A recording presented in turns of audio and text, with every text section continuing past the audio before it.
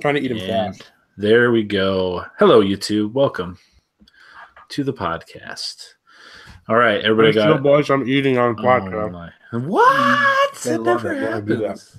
I just gleeked all over my phone. I actually remember gleeking. Oh yeah, I used to do that in junior high. I'll never forget one time during an old-fashioned service at FBC. What's FBC, Josh? I figured First Baptist Church. It's a church, as the name would imply. And so I'm going to have to explain all of this for anybody that's watching the YouTube video now, because all of this sounds nonsensical.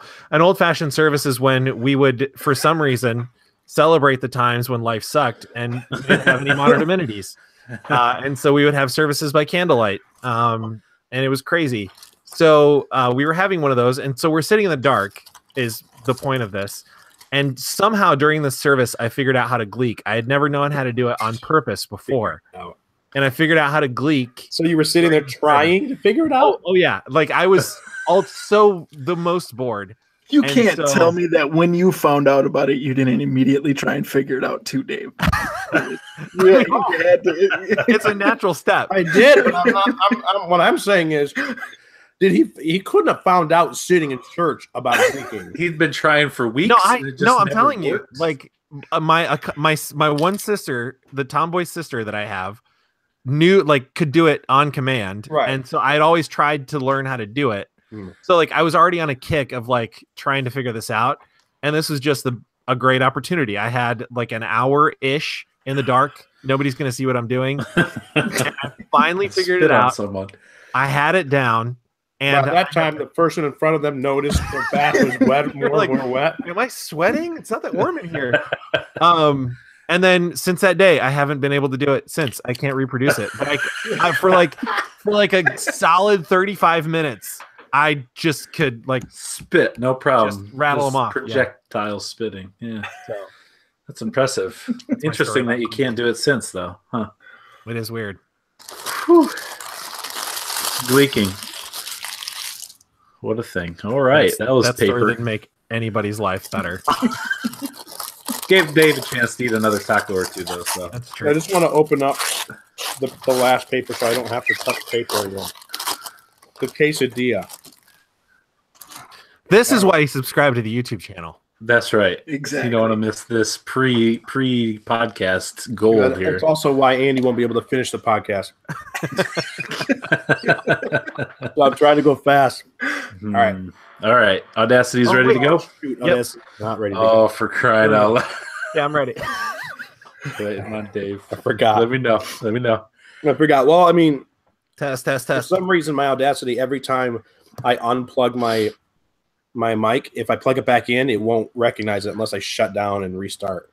Oh, for good grief. I always forget to do that. All right. Good? I'm ready to just push record. Yeah. All right. Here we go. On a count of 3. Hey, wait a second. Okay. Oh, boy. This is bothering me, and I have to find out. Is GameScoop's 20 questions, Josh, in gray color, or is it my eyes? This looks the same to me. Are you sure? Yeah, looks the same to me. Yeah, it looks the same to me too. Is that my eyes? It looks like it's gray and not black. Oh, you know what? It does look lighter, Dave. That whole line? Yeah, the whole line, except for the 3. Except for the 3. It does look lighter. You guys. I see. Why would it be a different color? Okay, are we ready? Wait, let me look. I have to change it real quick. Where's the font colors? Oh my gosh. I see them. No, that's not it. I see them. Wait. Yeah, that's it. Let me see. Look and see if it gets darker. It definitely got darker. It got darker. Yeah, it did get darker. Interesting. Thank you. Somehow it was gray, and it bothered me. All right. I'm ready we don't want that. Okay, ready. Here we go. Audacity, ready to go. On the count of 3. I got it. 2, 1. Welcome, ladies and gentlemen, to episode number 159 of the South Dakota Gamer Podcast. I am one of your hosts, Chad Viss. Joining me this week, as normal, Dave Mann. Never tell me the odds. As he stuffs the quesadilla in his mouth, that's why I went with him first. Also joining us, Joshua Owens. I do not know how to gleek. I did once. Tune in to the YouTube channel and watch this video for that story. Yeah, watch your actual video start to fog and fog up with spit as we all drink onto our camera, so you can't see us anymore. Oh my goodness! And a Except very, very special guest host, Patreon supporter. You know him, you love him, Papa Andy Complin. Welcome, Andy. Hello. Welcome. Papa Andy. Andy is on the tier where he supports us at a level that he is able to guest host, and this is the week that he's going to do that. And we're going to get to him in just $70 a month, man. I still can't explain how. I mean, his wife away. might see this. Careful. Yeah. Oh, yeah. Careful. His wife might see this. But for now, first of all, we want to say thank you and welcome to the podcast this week. It is going to be a little bit different, a little more special. But we do want to direct you over to patreon.com/South Dakota Gamer, where you could join the ranks with Andy and guest host on this podcast, one episode a month. You can also be part of our community game night, which will be coming up here at the end of the month, which we've all been discussing. The three of us have been talking about it. Like we just put so much thought into when will our next community game night be. So stay tuned to hear more on that when we actually do talk about it, because we haven't. Wait, what? Yeah, putting out. I was kidding. We didn't put any thought into it at all. Yeah, so it's coming though. Don't worry. We'll do one this month. And you can also be part of the giveaway that we're going to do in June. $1 a month. We'll get you an entry every month into the giveaway. We have a really cool Switch case. We have a really nice notebook from Baron Fig. We have a really cool little Bastion fella that you can set on your desk. Part of the giveaway so far, and then we're going to add more to it. And I'm going to write my name on everything. That's right. Josh is going to autograph some things. We'll put that in the package. Dave will probably give you a quesadilla. We'll throw that in there. And who knows what else? Make sure it's in a Ziploc bag, Dave. Yeah. We don't want it to spoil. Right. True. Who knows what else? True. But for now, we're going to get into a special segment with Andy. But first off, Josh has a couple things he'd like to throw out at you. I have some things I'm going to share, Andy. By my calculation, tell me if I'm wrong, but by my calculation, you were born in the year of our Lord, 1982. Is that correct? That is correct. All right. I want to tell you a few things about the year 1982, Andy. Since today, as of recording this podcast episode, today is your birthday. It is indeed. 36 today. So, that being said, I want to talk about the year 1982 for just a second. We're gonna look at a snapshot, all right, of American history. How much things cost in 1982? Oh boy. The yearly inflation rate for the USA was 6.16%. The year-end Dow Jones Industrial Average was 1,046. Interest rates at the year end of the Federal Reserve were 11.5%. The average cost of a new home. Anyone want to take a guess? The average cost of a new house. $115,000.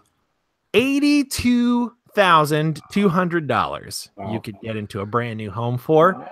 The median price of an existing home was $67,800.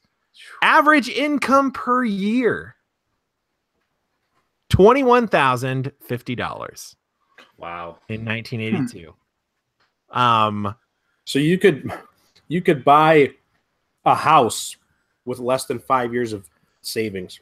Yeah. I mean, if you save your entire. Yeah. Right. I mean, like I have in like more recently than I would care to remember, I have made around that number. That's not nearly enough to live on in the US these days. That's tough. Average monthly rent was $320. The cost of a gallon of gas. A gallon of gas cost 91 cents. Wow. And so that rung a bell with me. So I looked up the average cost of gas in 2017. Average cost of gas for 2017 was $2.49 per gallon. So we've come a long way, baby. Here's just a few like individual items examples. A pound of tomatoes cost 39 cents. A bag of cheesy puffs cost 89 cents. A loaf of bread cost 50 cents. A satellite receiver, look out, $246. A walking/jogging machine, which I'm going to assume is a treadmill. Walking Never seen machine. it called a walking machine. $200. And you could buy a brand new GMC 1500 pickup truck for $5,400. Wow. Dang. Back in the good old days. 19-inch color TV was $500. And important moments in American culture. Michael Jackson's Thriller was released That's in cool. November of 1982. The AT&T monopoly was ordered to break up. AT&T owned all of, I think, the Bell system is what it was called. Huh. And so the government ordered the breakup of the AT&T monopoly. And good old Prime Minister Trudeau in Canada announced the proclamation of the Constitution Act. The Canada Act, as it was also known, finalized the patriation process that had been going on in Canada for several years, resulting in the establishment of full sovereignty and independence of the nation from the United Kingdom. Wow. Canada, America's hat. And there you have it. That's a snapshot of 1982 in American history and a little bit of Canada history. In the year Andy was born. Yeah. Yeah. Awesome. Well, cool. Thank you for that. It's we're excited that you were joining us on your birthday specifically. So we would like to say very happy birthday to you. You're bringing a segment to us this week. So we're calling it the Papa Andy Patreon segment, brought to us, of course, by Papa Andy and his word of the week. And since Andy's here, well, there's really no reason that I should be doing this. We're just going to let Andy take over and take care of the word of the week. Actually, we're just going to let Chad hop off now. Yeah, I'm done for the week. Andy's going to be our Chad for the rest of the episode. Take it over. All right, gentlemen. Your word this week is constellate. Okay. I'll let Dave take a shot at this, but I got this one in the bag, I feel. This word is nothing more than a common misspelling of the word consulate. So as we know, American consulates are set up in a lot of foreign countries. It's where you can go for political asylum. If you are an American citizen in another country, you can go to be afforded any one of a number of amenities and services provided to American citizens on foreign soil. And really, this is just a common misspelling of the word consulate, which is not spelled constellate. But, sometimes people assume that the T would be silent, that for some reason there would be an E and two L's. Yeah. Sure. So assumptions. Yeah. It is the English language, after all. Right, exactly. Yeah. Wrong, Josh. I'm sorry. What this actually is a phenomenon in the celestial heavens, basically, the outer space, as they call it, in a galaxy where the spiraling arms of the galaxy, for whatever reasons unknown to mankind, the stars seemingly get clumped up and they no longer spiral out.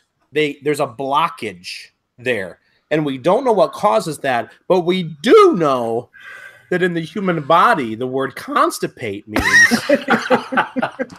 a blockage.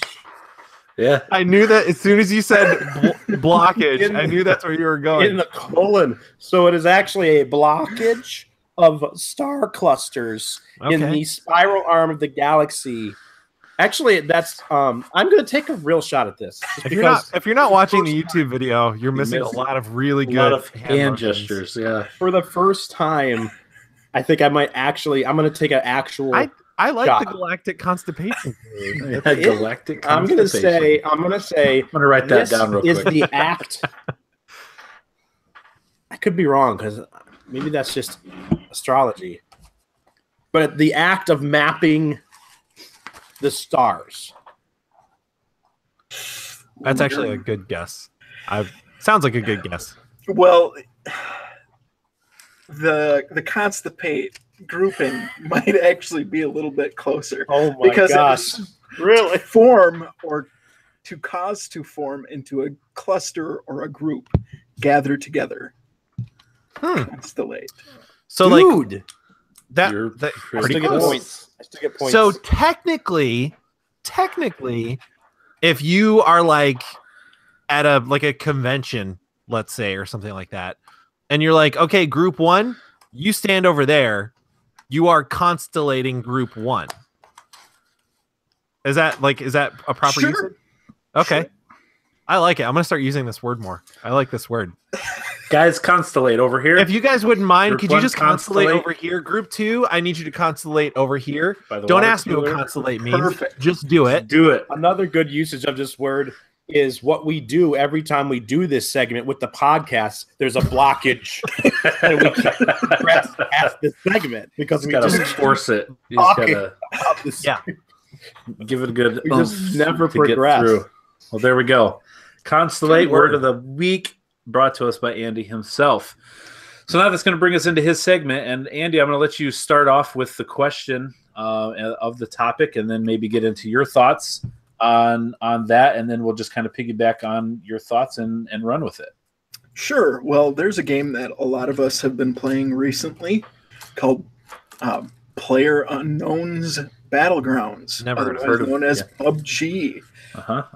And this is still in a pre-release, and my old noggin was wondering what you guys thought could be added to this game that would maybe up the ante or, make it a little bit better. So I asked you guys for maybe 3 things that you could think of on that, and we'll spitball off of there. I will give you my 3 off the bat, and they would be weather, time of day, and bicycles. Like pedal bicycles. Like pedal bike. Now, yeah. Now, I wanted to ask, when you say weather, like, Chad, you can answer this question. The PC version, don't they have fog and rain? They have, yes, they do. They have fog and rain. They used a lot. It seems like they're not using it quite as often anymore, but it is part of that. The PC version does have fog and rain, which is great. I agree. Is it just rain, or is it like a storm? Oh, there's thunder. It's like when you're inside, you will hear. It'll make it harder to hear other people's footsteps, gunshots. That's cool. Because that would definitely, I'm Danny. Yeah, oh yeah. I have that on my list too. To be honest with you, weather would be a huge thing. And we talked about they're introducing a snow map, right? That's rumor, possibly, yeah. That would be it too. What if you get blizzards? Like if they literally bring in the blowing snow, like even with fog, it's line of sight is really important. And if you're looking down a hill or whatever and it's foggy and you can't see, it changes the way you play. I think that's a huge one. I like that. Now, tell me about the bicycles. What are you thinking there? All the modes of transportation are really easy to hear. Sure. So if you had some bicycles, you could add a little bit of stealth. I didn't even think about that. Wouldn't be so toasted when that circle starts closing in. What about just electrical cars? Sure. Priuses out there. And instead of gas cans, you have to pick up batteries and stuff. Just drag them across the highway. That's cool. I do like that. I really like the idea of time of day, like a night-day cycle. Or just change during the map. Or just randomly generate, like you jump into a map and this time it's night, or it's dusk, or it's morning, or it's noon, or whatever. So the lighting's different, the shadows are different. That's a good idea too. I like that. Fortnite has that, but it's not really a meaningful change. You can see just as well at night as you can during the day. The idea of, it seems like in PUBG, it seems like the map is completely barren of any electricity, though. It would be cool if some of the towns were lit up, like with street lights or something like that. So there's a difference of, you don't want to get in the lit areas. You want to stay, because otherwise it's just going to be pitch black. How are you going to see? Yeah, if you go into town and there's loot there, cars but there's also have headlights. Headlights, you can shoot them out. Yeah. Yeah, that's a great idea. I like all those. That's very good. How about you, Dave? You got anything extra? Yeah. Speaking of vehicles, I really think it would make a huge difference and be a big advantage if we could somehow exit moving vehicles without just basically dying almost instantly. Especially when you're just, I mean, even when you're barely coasting and you jump out, your player takes damage. And it's just not realistic in that sense. It would be nice to put some type of a roll out idea. I mean, because that would be awesome if you could think if you were driving your vehicle and you wanted to like ram it into an area where there's some players or something, but you didn't want to wait until it stopped and then jump out and then shoot them. Sure. You know, you jump out before. Any normal person would jump out before, but then if you jump out and you've only got a quarter of your life left, then what's the point? That would be cool. It could be like Cap in Captain America Civil War, or Civil War, where he's chasing Bucky and he crashes that car and he just ends up running out the door. Like he opens the door and just mid sprint just catches. He's fine. Yeah, no big deal. Yeah. So I think that would be cool. I also think that they need to just go ahead and allow you to heal while you're in vehicles. Yeah. See, right now even if you were just the passenger and heal, I think they should let you heal even if you're the driver. Because I mean, I am super guilty of just driving with my knees and eating entire meals while I drive. I can in a life and death situation bandage myself up while I'm driving a vehicle, you know. But at least let the teammates heal while they're just sitting there doing nothing while you're driving. You know, I mean, there's plenty of times Chad would laugh at me where I'd stop the vehicle and let them get out. And the vehicle wouldn't be all the way stopped. It'd just barely be rolling, and I'd start to heal. And it would roll like a full tire rotation in the matter of just before I heal my bandage, and it would cancel my heal out because the car moved too much. It's like, come on. I got to start all over again. One time I did it twice in a row, and now I forget I don't have time to heal. I think I actually died after that, which was not good at all. And then third, this would only affect – I feel like it wouldn't work in first-person mode, which I don't even play. But I think it would really up the ante if we had like a snap-to-cover option in like third person. Imagine like the actual firefights you would have if you could like snap to cover. Like not everything would be snap to cover, but like corners and some of the barricades, like the guardrails and stuff like that. Like Gears of War style? Yeah. Where we're in third person where you can basically pop out to where you'd have a big advantage if you had cover. You couldn't just crouch behind it and then your head might like right now, if you crouch down next to a wall, number one, you can't shoot that person over the wall at all unless you stand completely up and your gun's over it.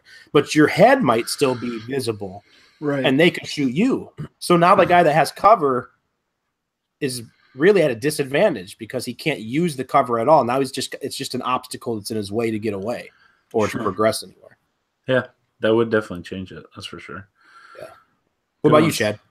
I'm with Andy on the weather. I think that would be huge. And I know they've already done that a little bit, but on the Xbox One, which is where we play, I would like to see that. I'd like the rain. I'd like if they do a snow map, that would be awesome.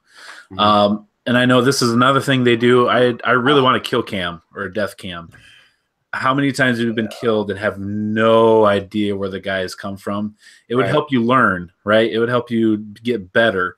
I know on the PC they do have it, and it's used mainly not mainly, but it's used to help find cheaters.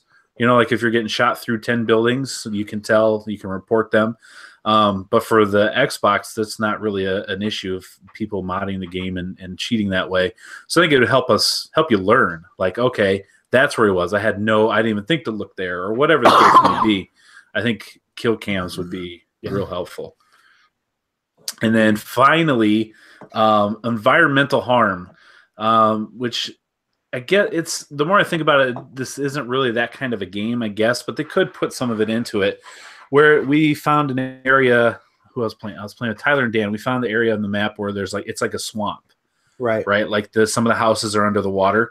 What if you put something in there where maybe there's electrical wire in the water, and part of the wire was electrified, and you couldn't go in it, or you could quickly, but it would take your damage. But is the risk worth it?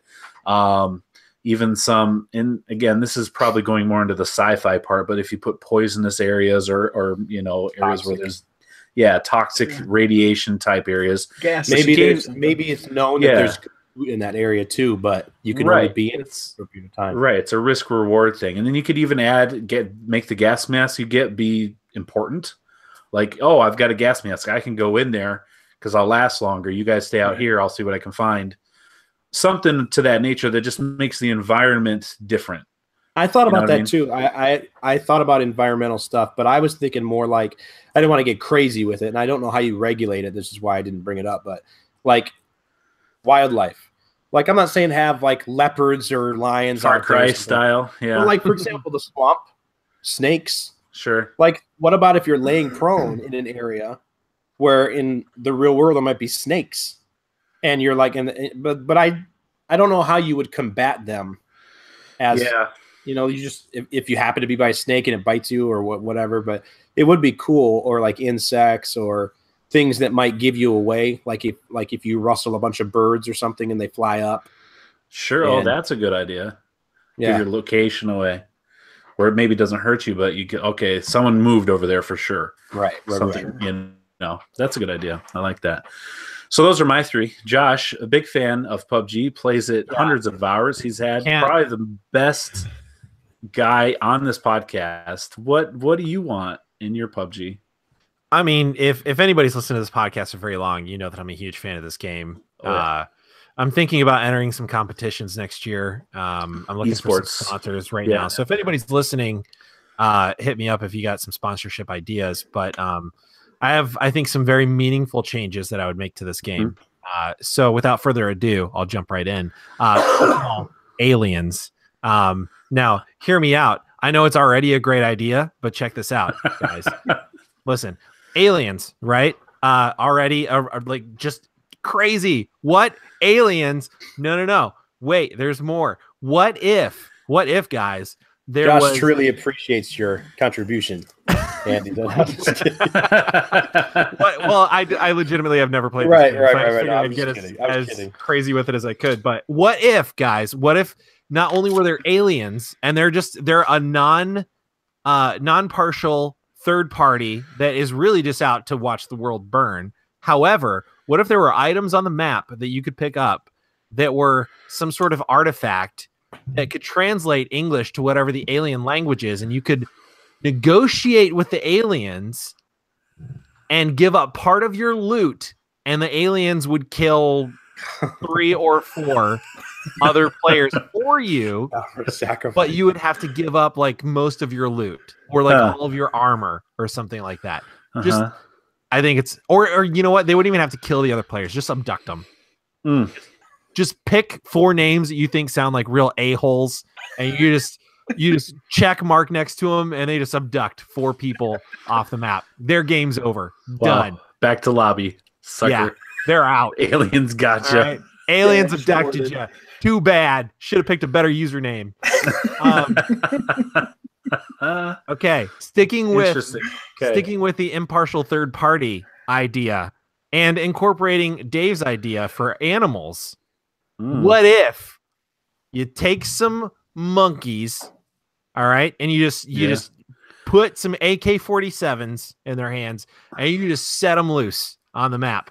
And it's just random, and they're just running around. They don't even really know what the AK-47s do. They may pull a trigger, they may not, but it's dangerous. But if you kill the monkey, right? Yeah, if you kill the monkey, you can get the AK-47. But the gun is not the only weapon monkeys have. They have incredible strength, and they will just bite your head off. So Josh is proposing. Josh is proposing that we introduce the monkeys from Jumanji. Yes, into PUBG. I was thinking more along the lines of less intelligent Planet of the Apes type monkeys, but same thing. So dangerous, All right, now Andy, I'm going to build off of your idea here. I like the idea of bicycles. I wasn't even thinking of the stealth element. Here's where I'm going with it: unicycles. There you go. Right, unicycles. Stealth. Now, if you have unicycles, not only do you have the stealth option, but you have both hands free. You don't have to steer with either hand, so you can do, you can scope, right? You can heal if you're on a unicycle. You have both hands free. You're just free, Nelly out there. Just you could dual wield if is you're there on a unicycle, balance? Is there a balance part to this? Like, do you have to keep yourself balanced? If you're playing with a controller, it would be the 6-axis. You'd have to hold we're the introducing controller. that. Great. Yes. There's okay. a whole element. Motion control. Listen, talk about winner, chicken dinner. If you're going to use the unicycle, it comes at a price. Okay. Mm. If you're using a keyboard, then you can't use a unicycle. Sorry. This is only this is console players only. Okay. Last but not least. Oh, yeah. This is all right. And I feel like this is sort of like tying in, Chad, your environmental effects, Andy, your weather idea, right? Random natural disasters, right? You're look, it's kaijus. 3 people. It's 3 people left. Look, I won't reject kaijus. I think it's a great idea. There's 3 people left on the map, right? It's real intense. The circle's real small. Everybody's like trying to find their advantage, trying to find their window. You have a kind of an idea of where a dude is. You're sneaking up all quiet, and boom, tidal wave. Right? Yeah, right. Anybody that's not inside a building and protected, just wiped out. You're dead. Gone. You know? Or earthquake, right? And then there's just a chasm. There's just episode 7 ravine style. Yeah. in between you and your opponent, and now you can't get over there. Yeah, and you don't have a good range weapon. Maybe you just got a crossbow. Man, you're screwed. Should have picked up a better gun. Now that guy's gonna win. But you just got unlucky because of random natural disasters. Oh wow, dude, you're just I don't know what to say.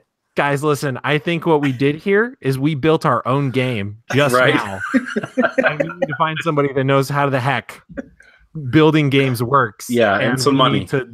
We need to get our own version of this out there. We need to delete this off the podcast, take it off YouTube. Yeah. This YouTube, is copyright. Verbal trademark right now.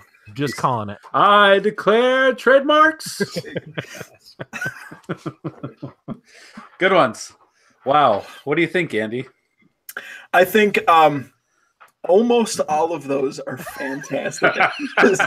So diplomatic. Almost all of those. Listen, Andy, if you think Dave's ideas were terrible, you can just say it. Hey, I'm not going to throw anyone under the bus. I know how this works around here.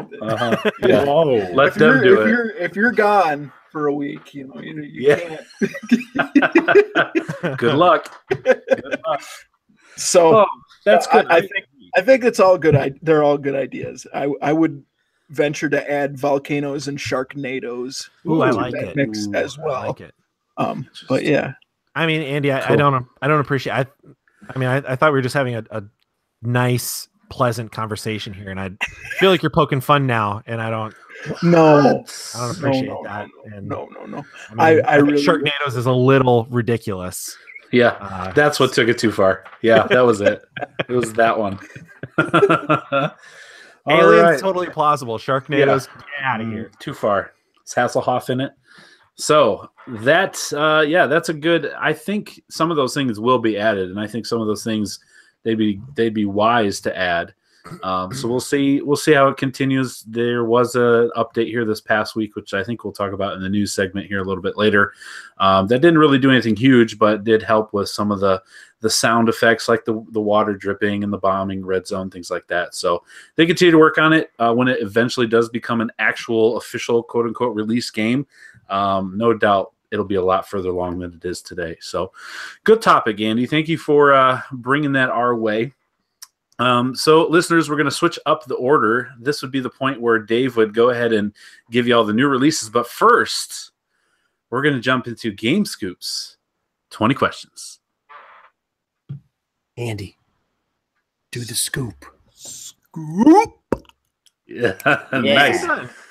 So Josh has the game this week, the game this week. We are in a record of 4-2. So we have won twice as many as we have lost, and with Andy's help this week, we're going to extend that. He's shaking his head no, but we're going to extend that winning streak. Here's what I'm going to say right off the bat. This is a slightly harder than it normally would be, but we have 3 brains on it instead of 2, so I believe in you guys. Great. Oh, great. Well, fantastic. Okay. Who wants to start? Andy knows how this works. Those houses. Yeah, I don't know. No. Go ahead, Andy. If you want to start us off, give us the first question. Does any character in this game run at an extremely fast rate? Yep, he knows how it works. All right. Andy, I appreciate you taking up the mantle of the ridiculous first question. I guess not too ridiculous, since it is conceivable that one of us would pick a game that would contain such a person. But no, the answer is no. Okay. Did this game come out after January 1st, 2000? No.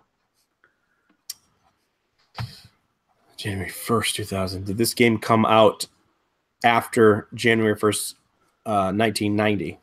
No. Oh, wow. Did this game come out before January 1st, 1980? Not before. Not before no. 1980? So Yeah. no. Okay. No. So maybe that means, maybe we should read into that. Maybe it means 1980. It came out. No, I just, because you guys, Well, then why We don't were you going just say after, no? after than before.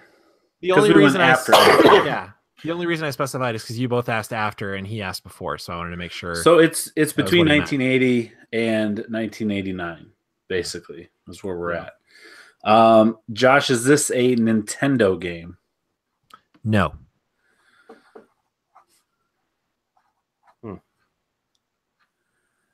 I'm thinking PC. I mean, just knowing Josh, and if this is Well- a little harder than usual. Yeah. I mean, it could be Atari too, right? Yeah. Not Atari, arcade, could. right? It could be arcade as well. Sure. Although a lot of those things do come in ports. Is this Josh, is this a single? I was going to try to rule. I mean, okay. Was this game playable on the Atari? Yes. Okay.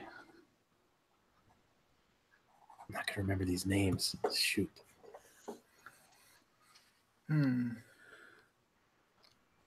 Andy, what if this game came out in 1982? Uh-huh. Well, that's unfortunate because I didn't play any video games. True. He was too busy learning how to eat with his own hand.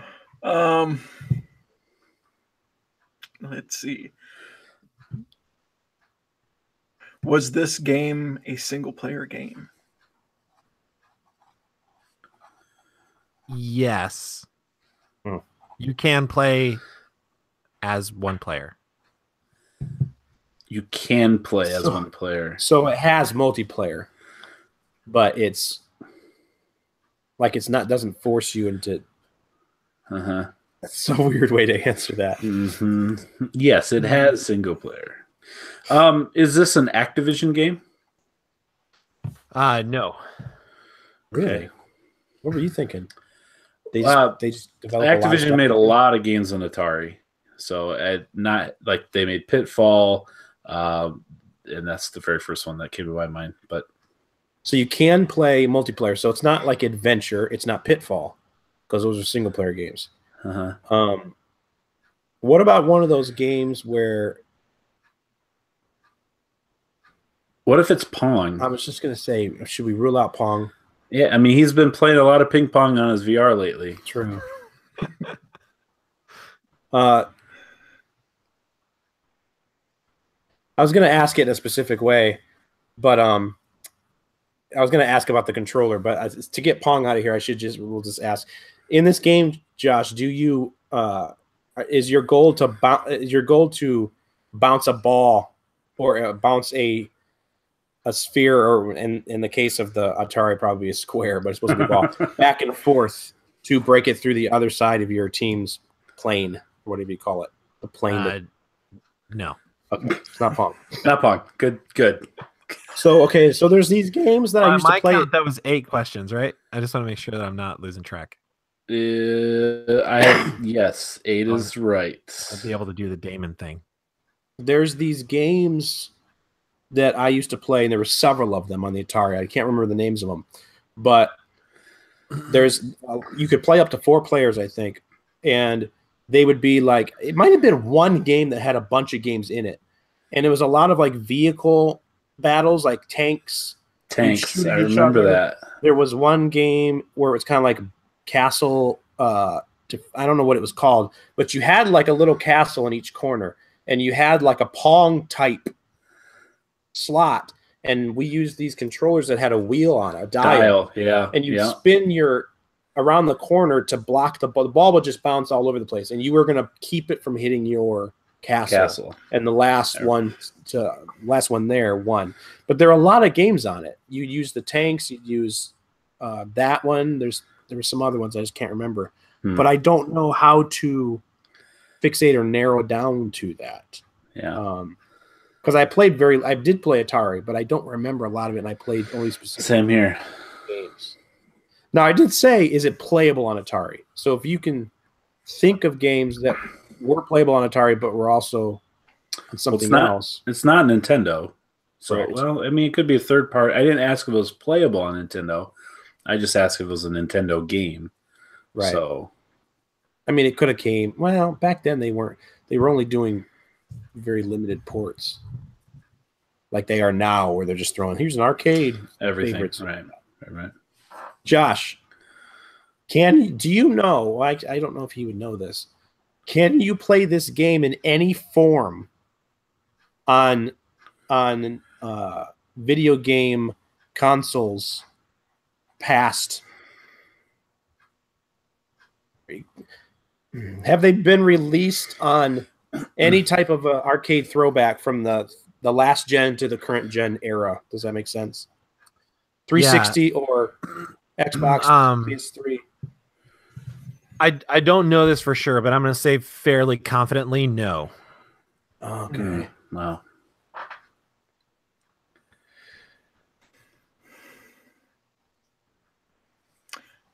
Is this a Namco game? No. That's 10. Yeah. Did Frogger have multiplayer? I don't know. I do want to say so. Because he did say it was hard, so maybe Frogger seems like. I mean, we shouldn't think about like big popular arcade or Atari games, but but he wouldn't pick something that we wouldn't know at all. It's just going to be.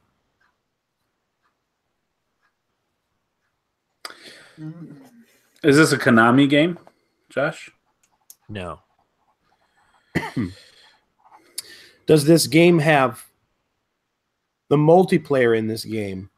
Is it competitive? I don't believe so. So it rules out all of those games I mentioned. Hang on. Well, I only mentioned 2, but all the games I'm thinking of. No, I don't think it's competitive. So you can play with one person. He said it that way to make it sound like the way to play it is with someone else. And if you're not playing competitive... No. So I didn't mean to sound like the way to play it is with somebody else. I just didn't want to answer the question in a way that would make it seem like the only mode in this game was single player. Well, there's always the option of taking turns. I mean, Mario Brothers, for example, doesn't have any type of play where you can play together, but it does have. So does Duck Hunt. Well, and it does say 1 player, 2 players. You can select beginning 2 player. Screen. So I will say there is one very important question that you guys haven't asked yet that we do ask often that I feel like would franchise put you on the right track. Franchise or license, yeah. Could be a licensed property too. That ET doesn't have multiplayer, does it? Yeah, that just came to my mind too. And I don't think so though. Okay. Is this a part of a franchise, Josh? Remind me, franchise is multiple games in a series. Series and franchise right. are the same, but franchise. A series is a franchise, but a franchise isn't necessarily a series. Okay, so a franchise can span Mario 1, Mario 2, Mario 3. Like a franchise could be like any game and multiple series as long as it belongs to that franchise. Yeah, like Mario Golf is in the franchise that Mario World is in, but Metal Gear Solid 1, Metal Gear Solid 2, that's a series in the franchise. Gotcha. Okay. So like Mario Golf would be in the Mario franchise. Yeah. That way. Okay. So yes, this is part of a franchise. Okay. It's a very specific way of answering that. So it could be it could be in a family of video games that maybe is different now or has had different iterations. When did we get... No, that would be a Nintendo. No. The original Donkey Kong, was that a Nintendo game? Or did it just become a Nintendo property? No, it was always Nintendo. Nintendo made that game. That was before Mario. Yeah, Nintendo made that. Before Jumpman. Yeah.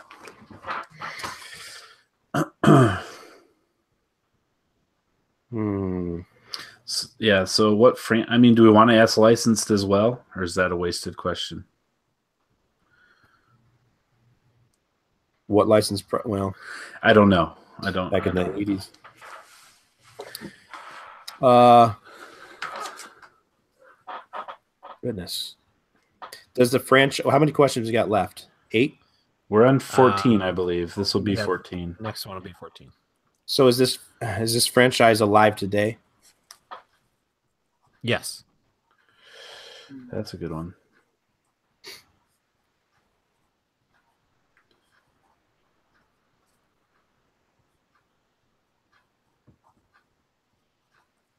Got anything, Andy? Nah, all I can think of is asking whether or not someone wears a hat. Well,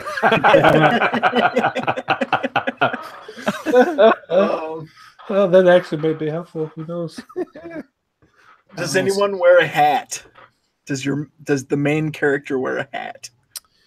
I'm gonna say not that you can see. Okay. It's very pixelated. It's not clear, not discernible. Okay, so that rules out. When he first said not that you could see, I thought maybe you're controlling something as a person. But then he said discernible. So maybe, it is because of just the image of what you are. You can't tell.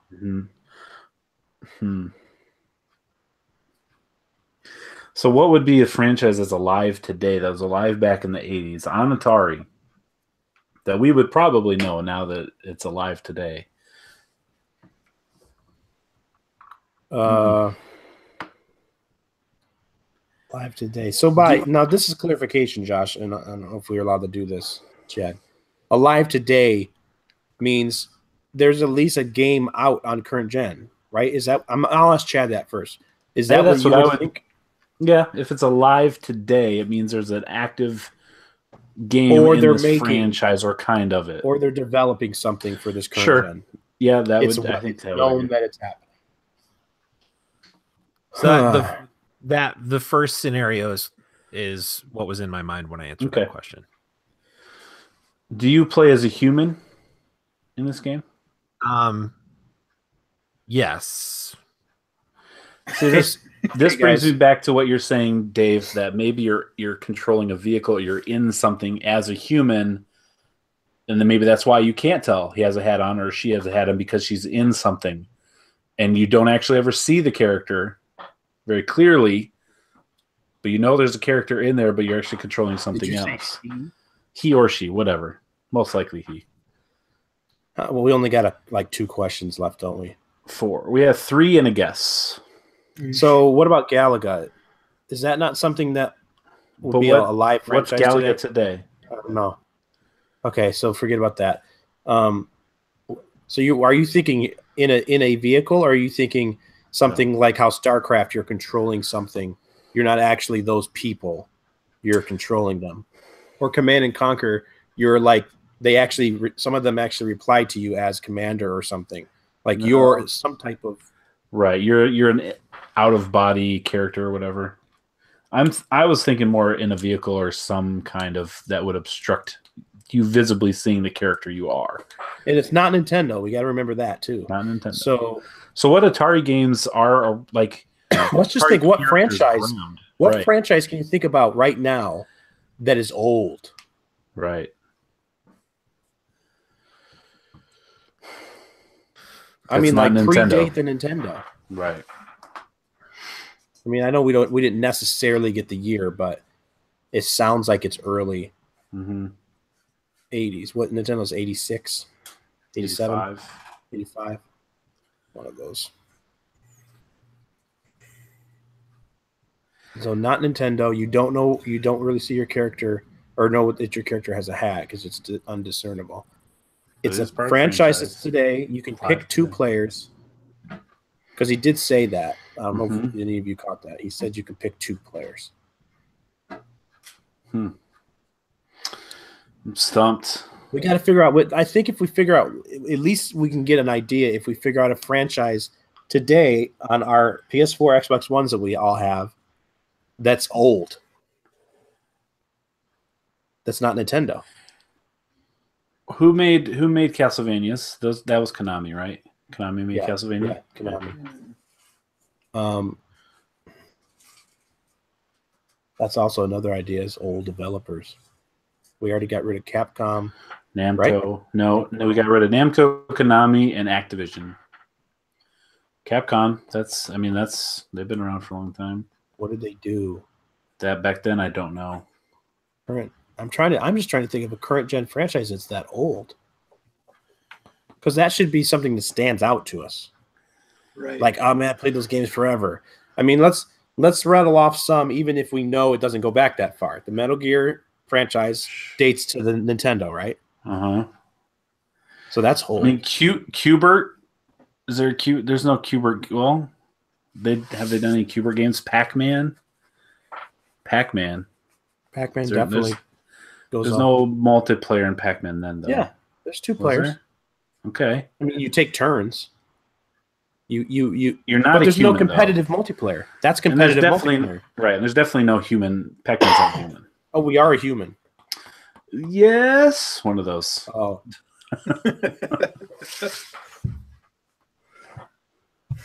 No competitive multiplayer. Forgot about that. Yeah. I mean, Pitfall. now, if we want to be technical, oh, geez. even Mario multiplayer is competitive, the high score. So, Josh, can you clarify by just repeating the answer or by saying a yes or no? Is this multiplayer competitive in any way, even if it's high score that you're trying to beat? And this isn't a new question. I'm just getting clarification. No competitive question. I think you do get awarded a score when you play this game. So in that sense, I suppose you could say that it is competitive.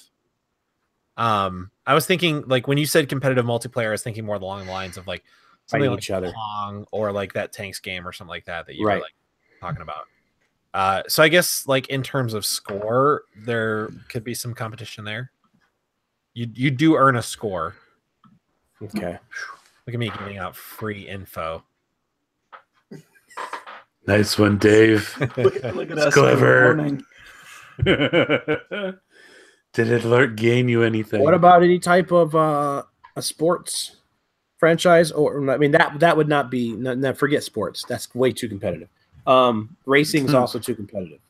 Man, I mean, we could throw a lot of stuff out. Types of games with the competitive thing, other than the score. I mean, because without even extra clarification, it can't be a sports game. It can't be. Well, racing, I guess, would be a sport to a lot of people. So it's not that. It's not golf. It's not any of those types. It's baseball. None of that stuff. Mm-hmm. So it has to be some type of, most likely, some type of platformer. The score, because it's not going to be like a beat 'em up, like a Double Dragon, because you're 2 players at the same time. Did we clarify that that's not how you play this game? It's by turn, right? Oh, we didn't I don't think clarify. we clarified We never that, really. but I'm pretty sure that's the case. It makes sense with the older games.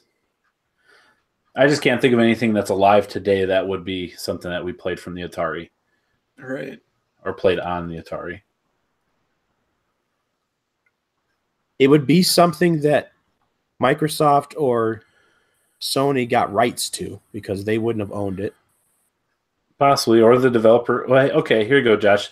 The developer of this game, are they still in business today? The developer of this game that you've chosen, does that developer still make games today? They are no longer making video games. Ooh. Well, hold please. Hang on. That's a unique question. It's funny. I was listening to another podcast and they were talking about Sunsoft that did the Batman game and stuff. Like they didn't start as a game development company and they didn't end as a game development company. They did all kinds of stuff, and video games just happened to be something they did. I'm fairly certain. Okay, yeah, no, the developer of this game is no longer making video games. So that means it is that situation like you talked about, Josh. Some other company has the rights to make, if there's a game in this franchise still alive today. Somebody else owns the rights to that franchise, to that character, to that game style, whatever it is. Someone else owns it besides the original developer. So that rules out like your Pac-Mans and,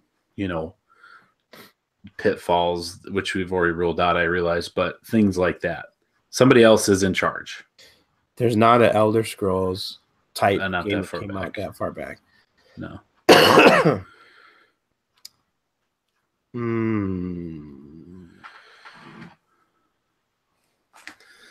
We haven't asked if there's any weapons or anything like that. Yeah, I feel like we're just so out of questions. We are, but I mean, at this point, Damon would be like, "All right, guys, yeah, I got to wrap it up." Right. Gosh, I hate doing that because I'm really pulling for you guys. Man, this is so possible. Possible. Anything is possible. You guys might. Well, yeah. My goodness. I feel like I'm no help. No, this isn't you. This is just. This was a long time ago. I mean, Turok. I mean that wasn't that long ago, right? That was like N64. Ghosting, like a. I'm just trying to think of what games. Josh, do you have weapons? Do you have weapons in this game? Yes. I feel like that should help us the way he answered that. He said yes. It was emphatic. How many? What are we at? We got one more question and a guess. Question and 3 guesses, one each. Yeah, one more question and a guess per person. Oh gosh.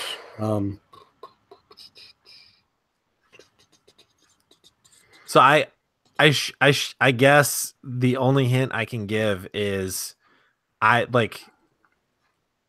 feel like you guys are circling around something, which is why I wanted to make sure how we were defining the word franchise. So the game has changed. It's no longer the game it used to be. Right.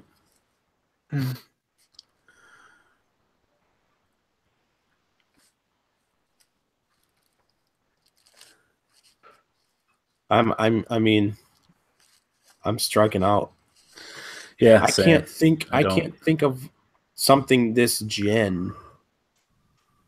See, even though it's a completely different game now, we should still, when we hear this game, we're going to know, this franchise is so old. Why didn't we think of it? That's what I'm trying to get. franchise that goes back that far. Uh-huh.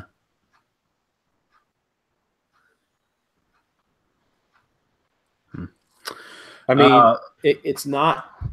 It's not. I'm just going to move this along. Are you in a vehicle in this game, Josh? Yes. So in a vehicle that shoots weapons. So the human part is just kind of. Yeah. That's Nintendo, right? I don't know. We each get a guess. I mean, you got Galaga. There's all Asteroid, right? Asteroid. Mm-hmm. What franchise is that in now? That I don't know. But Asteroid is definitely a Atari game I remember playing all the time. Well, we each got a guess, so let's guess them and move on. I don't know what kind of what all right, Josh, is this game Asteroid? No. Not Asteroid. Josh, is this game Galaga? No. Oh. What was the other game we were thinking of? You said Master Blaster, but I think that's Blaster. Yeah, I think that's Bandai Namco or Namco Bandai, whatever they are now. But I don't know that for sure. And I don't think it came out before Nintendo. In a vehicle. I don't know. I don't have a game. So we give. I mean, I know it's not Blaster Master, but Josh is Blaster Master. It is not. What is it?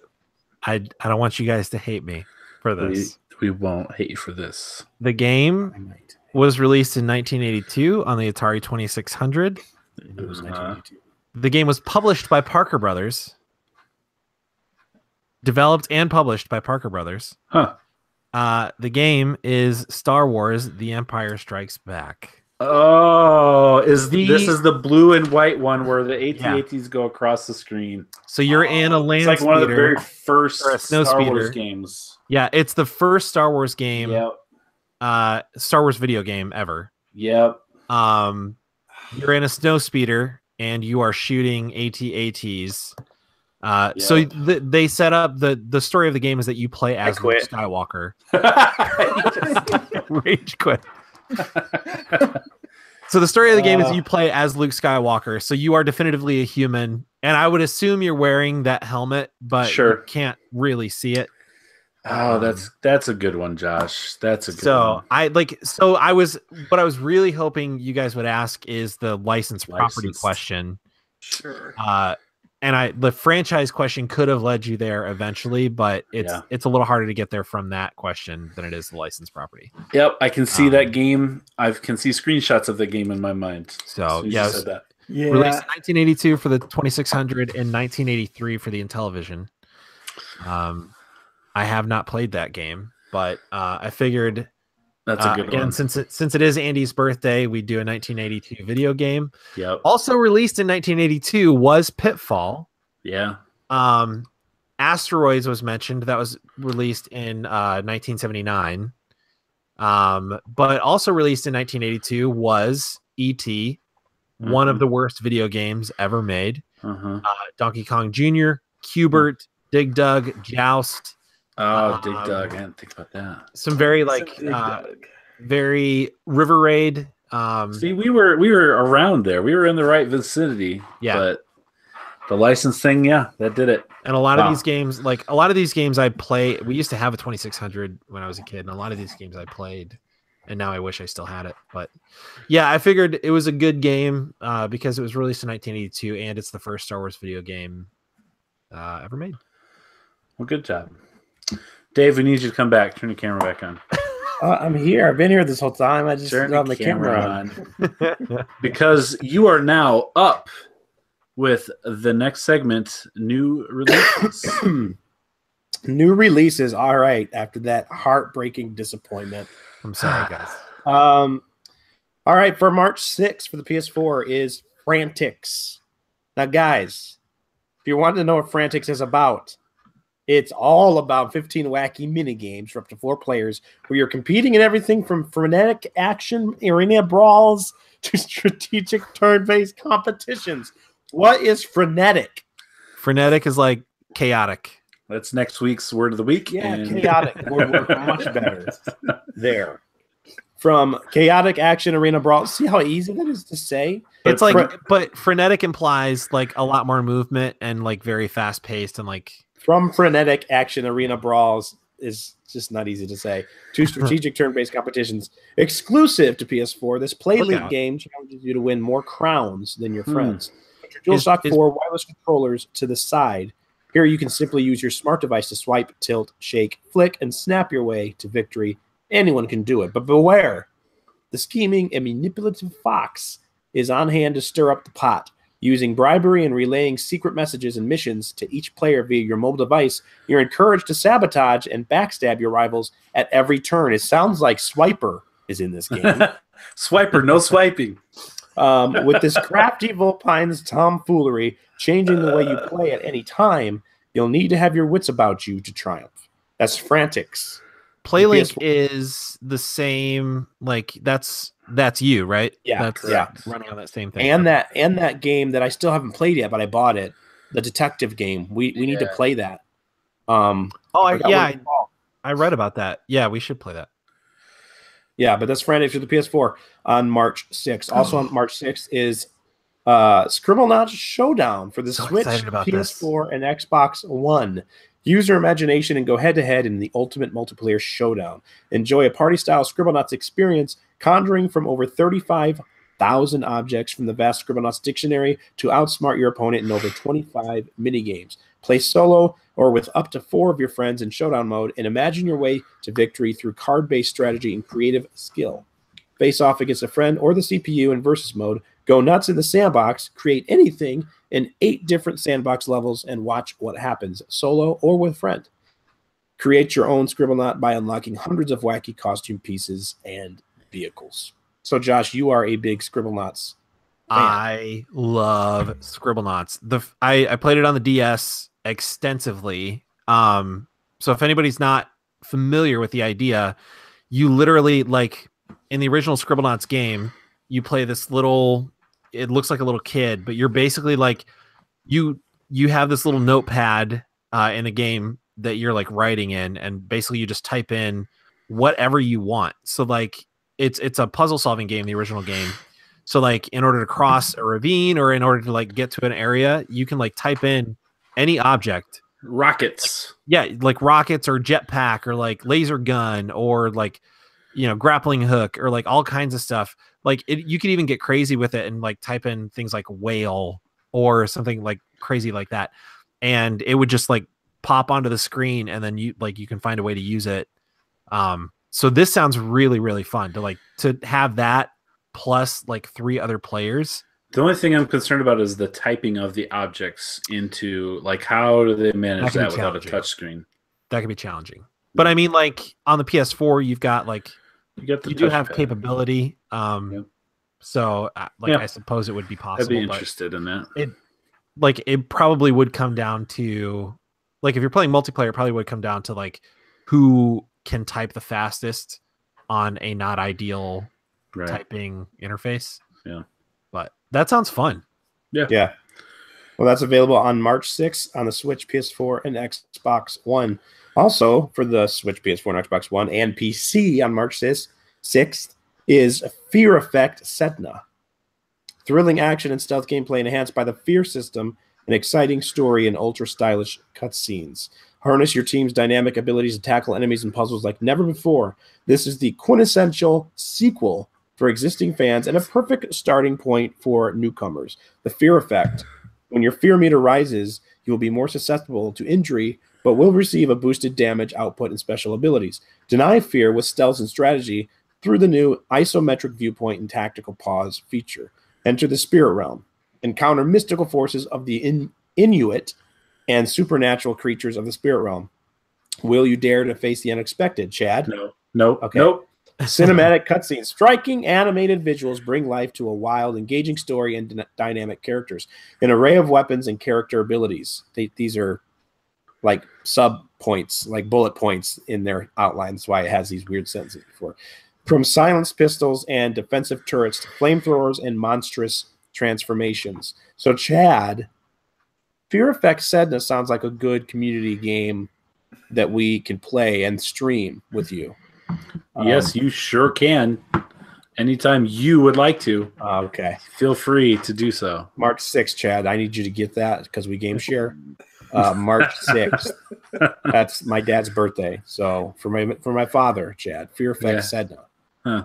Also on March 6th for the PS4 and Xbox One is Final Fantasy 15, the Royal Edition. So I'm not going to go through and talk about what Final Fantasy 15 is. We know about that. We talked about that. It's been out for a year? 2, I think, actually. 2 years now. What this basically is that game with a all new dungeon called Insomnia City Ruins. It's an expanded map. So it's got a new dungeon and it's got new game features such as first person mode, new gear and new bosses, and over 20 game DLC items, including all of the stuff you get with the season pass. And this is like a discounted version too. Yeah, I actually didn't get the price. I should have got the price for it, but I wonder if they'll discount the season pass. If they discount the season pass to a like 20-ish, like if you have the main game and all the extra stuff is cheaper, I might be interested in revisiting that. Yeah, that was a great game. So that's available on March 6th. And then I believe last on our list on March 8th is Bleed 2 for the Switch. A furiously fun and fast-paced arcade action game, Bleed 2 welcomes back pink-haired heroine Rin, or Wyron. How do you pronounce that? Rin? Ryan? Yes. Rin. Yes. The world's greatest and only remaining hero as she fights to defend the globe from an invading force of villains. Masters the art of air dodging and bullet reflecting to stylishly take down a relentless barrage of bad guys and bosses and naughty kitties. And make sure Rin lives up to her title as the greatest hero of all time. Several of the game features are 7 intense levels with over 25 boss fights. Unique controls let you shoot, dodge, reflect bullets, and slow time all at once. There's 4 difficulty levels that remix enemy placement and boss patterns. 2-player local co-op for all modes. Unlockable weapons, characters, and abilities. There's an arcade mode that you can tackle the game on a single life. That popular game mode that who plays that on any of those games? People that want punishment. Only people that need trophies. And challenge mode, fight up to 3 bosses at the same time. And then endless mode, test yourself against a gauntlet of randomly generated levels and daily challenges. That sounds fun. So endless mode sounds like you would also have like one try at it before you have to start over. So it's also weird that it says daily challenges, like anybody would be playing it enough to have like different daily challenges in the same playthrough because they just not stopped.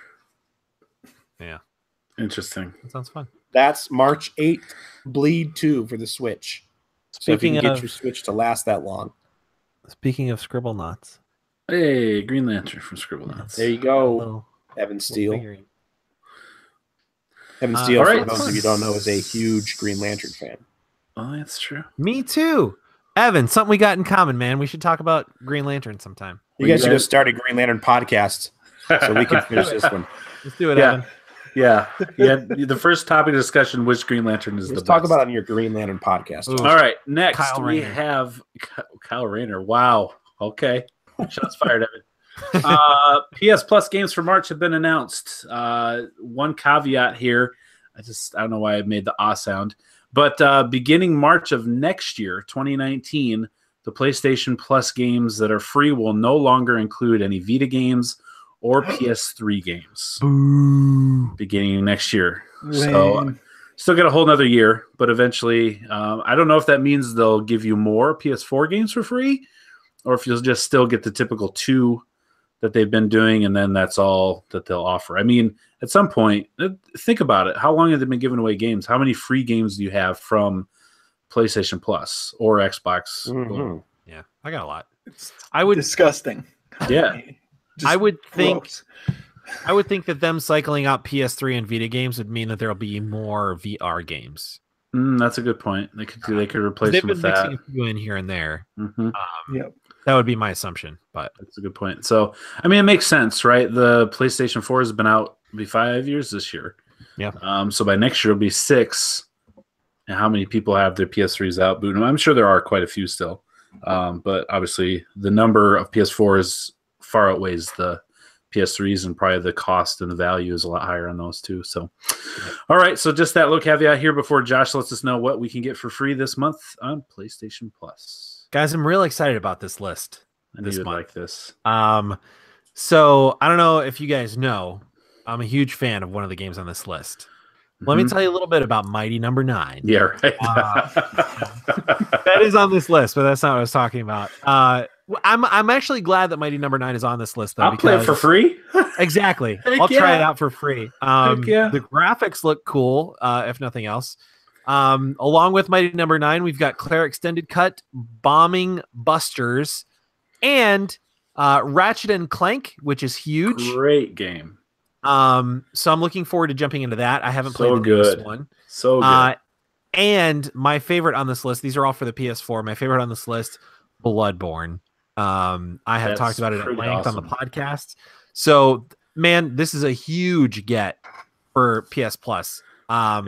Big deal. If you're a fan of From Software and the Souls games, or Salt and Sanctuary, which is a Souls-like but a side scroller, definitely pick up Bloodborne. It's like, I always describe it as like Victorian era London, but it's not really London. It's a made up city. That's what it feels like. But I Yarnum, just love right? the aesthetic. Yeah, it's called Yarnum. I love the aesthetic. I love the story behind it. It's still just as convoluted and weird as the Souls games, just in a slightly different setting. Will you help me beat the Bloodstarved Beast, please? Yes, absolutely. That's where I got stuck, and he kept poisoning me, and that's the one in the chat. You go like down a hill into a chapel, and he's like, these fleshy parts that come out, and I had a very hard time. Yep, I had a very hard time with that boss too. I absolutely will help you beat that boss. All right. If you will help me beat a boss that I've been working on. Fair. I don't know how much help I'll do you have the DLC, Chad? No. Oh, the boss I've been working on is in the DLC. You need to get the DLC. Yeah. If they make it cheap, maybe I will. But it's such a good game. I think, in my opinion, like, I haven't played Dark Souls 3 yet, but I intend to. But the mechanics, I think, are better than the Souls games. In my opinion, the combat is better because it's faster than the Souls games. And there's a really cool, like, each weapon has 2 modes, like sort of a quick, less powerful mode, and then a more powerful mode that's a little slower. But all in all, there's a lot of different options as far as customization for your character and all that. So really good game. Also for the PS3, PS3 is getting Mighty Number 9. And last but not least, for the Vita, Claire Extended Cut also for the Vita, as well as PS4, and Bombing Buster. So I think all of those are cross-buy. Right. But yeah, so solid list for PS Plus. It's a good month for both. I mean, you get Super Hot on the Xbox One. Yeah. I mean, that's pretty great. And then Bloodborne here on PS4. So makes worth the $60 a year that you pay for these services. For sure. So that's going to bring us into the news that you could use, if you so choose to do so. Yeah. Never on Andy's guy. On Andy's birthday. All right, so we're going to quickly run through these 10 items. The podcast is a little longer than usual. I understand. We appreciate you sticking around for Andy's birthday celebration podcast and just the podcast in general. So let's get started. First off, Overwatch, big game, great game, continuing to add heroes to the roster. This will be hero number 27. They're adding a new hero. She is Torbjorn's daughter and a support character. Her name is Brigitte Lindholm, not Bridget. Lindholm. I thought it was Bridget, and then I watched the little short that they showed, and it's like Brigitte almost. Brigitte Lindholm. It's like baguette, but not baguette. Not right. So she's being added. She's in the public test services on public test server on the PC right now. She's got a shield similar to Reinhardt. She can throw down health packs like Torbjorn can throw down like armor packs. She can throw down health packs. So a support character, 27th hero in this game. Did I see that huge roster? They're calling her a support tank. Yeah. It's a cool concept. Yeah. I like the idea of that. So that is available on the PTR. Will be coming to the main game in the future. Next, Horizon Zero Dawn. Real great game. Game of the year, some might say. Definitely was on our Game of the Year list. Has sold over 7.6 million copies on their 1-year anniversary. Nice. Not bad. Yeah, that's exciting. Great game. That's great for a brand new IP, for sure. Yeah, good for Gorilla. I'm still putting it off, but I have to replay Frozen this Wilds. game. Oh, that's right. You lost your save. Wait, that save transfer thing didn't work for Horizon? No. He just remembered. I did send that to you. You have that thumb drive somewhere. Yeah, I know I did, but I don't think I tried it. Did I? Friend of the podcast, Billy. Yeah, I know. Specifically sent that. So thanks, Billy. No. I did update you. Didn't I not update and the podcast? I remember something happened, but I don't recall. Something and it wouldn't let me. It wouldn't read or something. I'll have to try it again. But yeah, it did not work how it should according to the internet. Yeah. So that big game. Speaking of another game that may be big, who knows? I don't know if you guys saw the trailer to this. Mutant Year Zero: Road to Eden is a game that was announced this week. It's from former Hitman and Payday developers. It's coming out in 2018 on PC, Xbox One, PS4, and it's basically a tactical adventure game with XCOM turn-based plus real-time exploration. So the trailer didn't have any gameplay in it. It just was a cinematic trailer.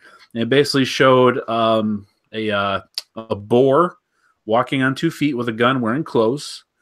Right behind him, a mallard duck smoking a cigarette, wearing clothes. Very like Howard the Duck kind of style. Yeah, I liked the duck. Yeah, and then a human following behind them. And I guess the world has been irradiated and mutated to animals, and now they fight together with some mutated humans against an enemy. There's some of that turn-based XCOM type strategy, but there is also some exploration involved as well. So coming out this year, again, no gameplay, just a cinematic trailer. Mutant Year Zero: Road to Eden. Interesting looking game. Definitely I like the idea of this. The way they're describing the way they're describing the turn-based strategy and the real-time exploration reminds me of like Divinity, for instance. Sure. Which is like you explore the map, and then when you get into like a battle sequence, it's turn-based. But even like Final Fantasy VI or Chrono Trigger, those type of, and like the aesthetic and everything, like the story seems cool. Yeah, I mean the duck kind of sold it for me. I'm interested just based on the friggin' mallard duck with a cigarette in his mouth. That was pretty. He was cool looking. All right, another game coming out that we've known was coming finally got a release date. Detroit Become Human, coming out May 25th. Well, that was a nice little surprise, huh? It was. We knew it was coming out first half of this year, but they've never given us a date. Finally got one. There's some controversy going around in the whole gaming community on this game with the studio. Reports or accusations of a harsh working environment, which the studio and the studio heads deny vehemently. No charges have been filed or anything like that, but also the not risky, but the very on the edge kind of material it looks like they may be addressing. They did show at Paris Games Week this last year, like a domestic abuse situation where there's a dad that was potentially, and they didn't show anything, but definitely potentially to hurt his daughter, and you as the android have to decide how to intervene or not. So it's David Cage, right? He touches on some touchy subjects in his games. And so that's not too crazy, but some people are not sure how to feel about it. If they're excited about it, if they think they're going too far. And then with the studio allegations surrounding it as well has made, this is a Sony first party game. So it kind of puts them in a position too, as how to, advertise for this game and promote it. What do you guys think? You looking forward to it at all? I very much am looking forward to it. Yeah, I am too. So here, this is my thinking, and I want to know what you guys think about this, but as far as the game addressing subject matter that may be quote unquote going too far, the only difference between this video game and some movies that I can see is that you are complicit in the story in the video game versus In a movie, you're being Just told a watching it. story. Uh-huh. However, like movies have been addressing this subject matter and far worse for decades, like long time. And I feel like video games is still like in a lot of ways, because of how quickly it progresses, a lot of times it gets like looked at as new media, even though video games have been around for a long time. But like we're able to do things now in video games that we couldn't do for a long time. And I think with that comes like a lot of like stories that have political or like cultural implications with subject matter like this. So in my opinion, it's no different than watching a movie that contains some of the subject matter. And like, you know, you could make the argument that it's violence for violence sake, but so are most movies. When that trailer could be out of context too. There could be a lot more to it that we just don't see. Even if that trailer was fully in context, to me, I just don't see a lot of difference between this and like a movie. Thoughts, Andy? What do you think? You looking forward to it? I have to do a little more research about it. I haven't looked too much into it. It sounds interesting for sure. Yeah. And the subject matter definitely eye-opening, you know. Yeah, it gets your attention. So I'm gonna look more into it.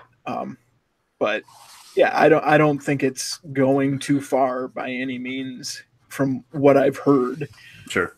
We run around blasting each other to bits on a daily basis on our video games. And, you know, it's just where you're deciding that particular line falls, I guess, for you on if it's too much or not. So, right. And that's it. You vote with your wallet, just like as we always say, and other people always say as well. The only thing I would say with video games versus movies is, and you touched on it, Josh, is that you're in control. Yeah. Whereas like in a movie, it is what it is. But it gives you an opportunity to make the situation better, though, too. In this game, it looks like so. I think that just makes it a more powerful storytelling medium. And you realize that bad things happen all the time. And David Cage is known for telling games that are very emotional. Yeah, and get you invested in the characters and what they feel and what they go through. And this would be a very interesting way to do that when. They're androids. They're artificial intelligence. They're not actual humans, but you're going to care about them. Yeah. And you're going to care about the people they care about. And that's why I'm interested in it. It may make you feel uncomfortable. You may go through that and be like, wow, that was tough to play through and endure. And then if you were a dad and you put that in context with your children, it means even more. Yeah. But I think that could be a good thing. Yeah. That could be a great storytelling, avenue. So, yeah, I'm looking forward to it. May 25th, right around the corner. Another game that we don't have a date on and is probably not right around the corner, probably a few months away, though, is Battlefield. The next iteration in the EA Battlefield game. This 2 years ago, we had Battlefield 1. And there's a rumor going around, has not been officially announced, that the next Battlefield game will actually be called Battlefield 5. And it'll be a World War II game. EA has said that the next Battlefield game will be playable at their EA Play event in June, right before E3. So that whatever game it is will be there. And it sounds like pretty credible sources that it will be this World War II game, Battlefield 5. And since there already is a Battlefield 2, I guess I had to skip. Yeah. Because it was Battlefield, then Battlefield, they did 1942, 1943, but then they did Battlefield 2, which I think was a World War II game. And Battlefield 3 and 4 were modern, and now Battlefield 1 was back to World War I. So now we're back to Battlefield 5 and World War II. Out of numbers. Yeah. I'm going to pitch something to you guys here. Battlefield Primal. Spears. Wow. Saber-tooths. Fully destructible mud huts. Yeah. I mean, come on. Yeah. No, I like it. Should send it in more. I declare trademark. There you go. Done. Took care of it. Send it off. Yeah. It's yours. You own it. All right. Next, Nintendo Switch. If you have a Nintendo Switch, if you've looked at it, we are the year anniversary of Nintendo Switch. Came out March 3rd. 2017. And a real cool little feature that it has on your profile, you can track how many hours you've played in every game that you've put on the Switch. It does it in 5-hour increments. So it'll tell you you've played the game for over 10 hours. You played the game for over 15 hours, whatever the case may be. Zelda, for me, I played the game over 80-some hours on Zelda. However, once the system crosses the 365 days from the time you played it first, so for me it was, the very first day, March 3rd, but whatever day that was, once it crosses that time, it resets every single hour count for all the games you've played. So right now, my Legend of Zelda file says play the game a little while. But why? But why? And people are some people are furious. I'm not furious. I'm like that. I'm like, but why would you do that? And people have asked Nintendo, big sites have asked Nintendo. It took them a few days to get back to them. But here this weekend, they did get back and say, don't worry, your hours are still being tracked in the background. They haven't been lost, and we're going to fix it in a future update. So I don't know if it's like Y2K, and they didn't foresee it coming. Yeah, like a Y2K situation. Right, like, oh, what do we do after that? And they were like, year? Oh, people are going to keep this longer than a year. Right. It's just those questions with like when Nintendo, why do they? Because someone had to program, right, and it just got overlooked. It's the same question of why did it say a little while until you passed 10 hours, and why didn't you tell us that? People just had to figure out how long it'll be before it. Yeah, it's like, oh well, people just found out it posted online, not from Nintendo, just players. Once you cross 10 hours, it starts to tell you. But why does it wait until 10 hours? And then tell you in 5-hour increments. Why can't it tell you before and then reset after a year? I mean, I'm sure it wasn't intentional, but how do you miss that? You're a big company. This is obviously they put a lot of thought in this. Other than it goes back to what you said, Dave, way back when it came out, is that this was rushed. Yeah. They pushed this out at a time of the year. They just had to get it out. And they've made up for it since then with games and things like that. But the hardware itself has some little things that just feels like, oh, oops, we overlooked that part because we were really trying to get it out. And now they're finally in 2018, like 15 years late, trying to do their online services. Oh my gosh. So everything is just weird and backwards. Yeah, it definitely seems rushed even more so. And the fact that they didn't know, you wonder, did they not even know this was going to happen until people are like on Reddit are going, hey, look at this. What happened? They're like, oh, crap. We didn't see that coming. Yeah, no one tested it. No one there had it for a year before. No idea. They couldn't have pre-planned. Hey, in 6 months, guys, this is going to happen. You would think they didn't know because this wouldn't be in an upcoming update then to fix. Like they probably would have already fixed it. It seems like they had no clue it was happening. It's just weird that none of their demos or none of their dev kits, right? Because they didn't start testing this on launch day. They've had it for a while, so their year passed. Nobody at Nintendo got the Switch until it really dropped for the public. What? They had to turn them all in. Sorry, turn them all in. You're not allowed to have those. Nintendo, guys, Nintendo is ahead of PS4 in this. Yeah, you can actually track your hours on PS4. You can't. You still have no idea how long you've played any game unless you look at the save file or something in PS4. Yeah, or the game itself gives you that tracker. Yeah. Oh, all right. Well, good. That's Nintendo being Nintendo. Next, a game that I'm sure all of us are super excited about. I know my son will be. There's a leaked on Amazon listing, Amazon UK, via comic book, that Plants vs. Zombies Garden Warfare 3 is the thing that's coming. The comic book says, set between the events of Plants vs. Zombies Garden Warfare 2 and Plants vs. Zombies Garden Warfare 3. So, unannounced game leaked by Amazon on a comic book in the UK. Oh, I see what you're saying. So the comic book is not saying the game takes place between... comic book takes place between. Correct. Gotcha. Okay. Sorry, that was a poor way of explaining. Yeah, the comic book takes place between the events of. Well, I'm just glad that they're filling in that gap because I feel like there's a lot of unanswered questions after the end of 2. Left emotionally hanging. Yes. Yeah. We know what's happening before we jump into 3. This and Star Wars Aftermath were 2 of like the most wanted filler stories. Aftermath. Or what was it? What was the one that filled between Jedi and The Force Awakens? Yeah, Aftermath. Yeah, that's what I'm saying. Those are great. I know. I'm just saying that Aftermath was a huge missing piece of story that people wanted. And just like this. Here's a just huge like this. Exactly. Yes. Got it. Guys, I really just hope that they don't betray the fan base. Some questionable decisions. It's EA. So there's well, probably loot boxes Josh, involved. Don't worry. The original creator of Plants vs. Zombies doesn't have anything to do with this anymore. Uh-oh. So, it's about time. Okay, I think he stepped away at the right time. We're getting some outside conversations coming in here.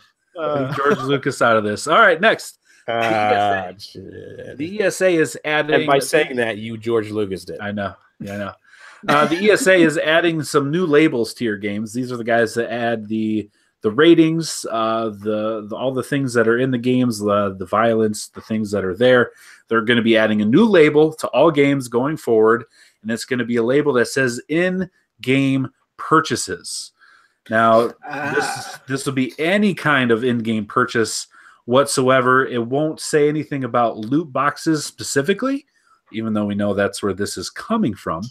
But the label will be available. It'll say wherever they can be downloaded. So even if you download it, it'll say it on the store there. And the label informs customers ahead of time whether games offer the ability to purchase digital goods or premiums with real-world currency. This also includes, but not limited to, bonus skins or bonus level skins and surprise items such as item packs, loot boxes, mystery rewards. Virtual coins or other form of in-game currency are also under the label, as well as subscriptions, season passes, and upgrades, such as those which disable ads. So every single video game ever is getting a new ad, right, like sticker on there. Okay. Exactly. Now, do you think, obviously, this is in response to some of the loot game stuff or loot box stuff with Star Wars specifically, and just kind of the whole conversation around all that, pay to win type stuff. This is their attempt to head it off of the pass, obviously, because there's been some senators that have introduced into legislation. Even Hawaii specifically kind of started it in the state level. But this is to prevent it from getting, obviously, to federal level, which we don't want the government involved in our video games. So this is them trying to head this off of the pass. Is this, in your opinion, is this enough to do that? Does it do it? Do they need to do more? What do you guys think? Andy, thoughts? Well, it's a step in the right direction. I mean, it's nice to know if they're going to try and soak you for more than what you've already dropped on the game. But that's pretty much every game. And you're right. Yeah, it does seem that way. There's hardly anything that you can get without a season pass these days. And, just depends on how you feel about that to begin with. But that's the way games are now moving forward. If this is going to prevent legislation, we don't want any more legislation. We don't need that.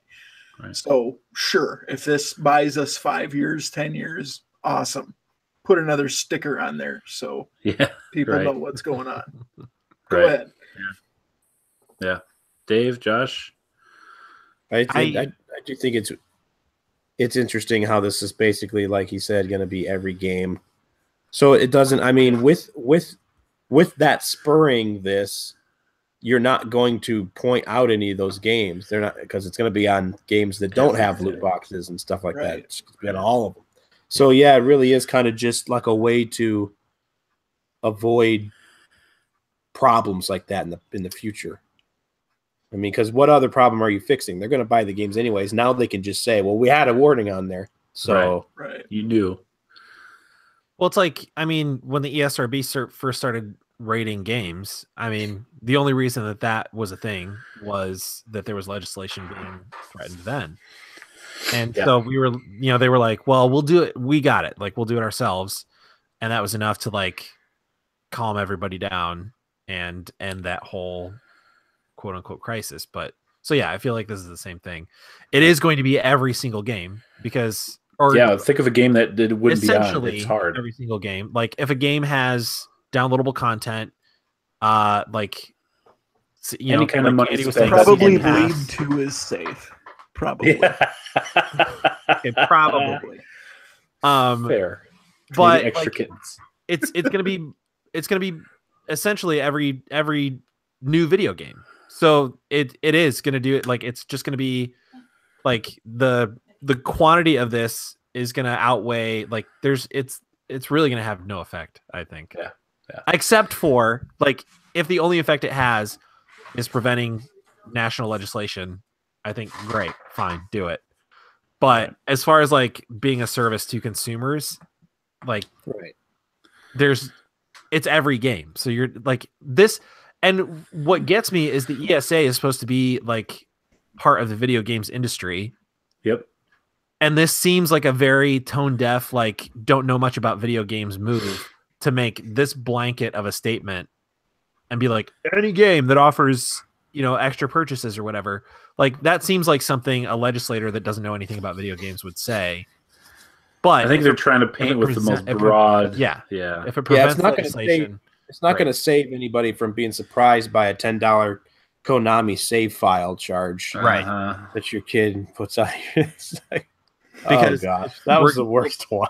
The public will be inoculated so quickly with every game having this on there. Right. It'll just be, okay, it's another label or a terms of service agreement that I click okay. And in 2018, how many people are looking at the ratings on the box? How many 14-year-old kids have Call of Duty and whatever else shoot 'em up game? Yeah.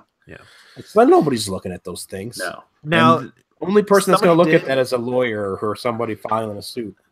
Somebody did bring up an interesting point, though. Like, I don't think this is going to happen, but do video game companies say, okay, fine, we're going to release our game without any downloadable content, without any purchasable items, so we don't have to have that label, and we can say, oh, we're one of the good ones.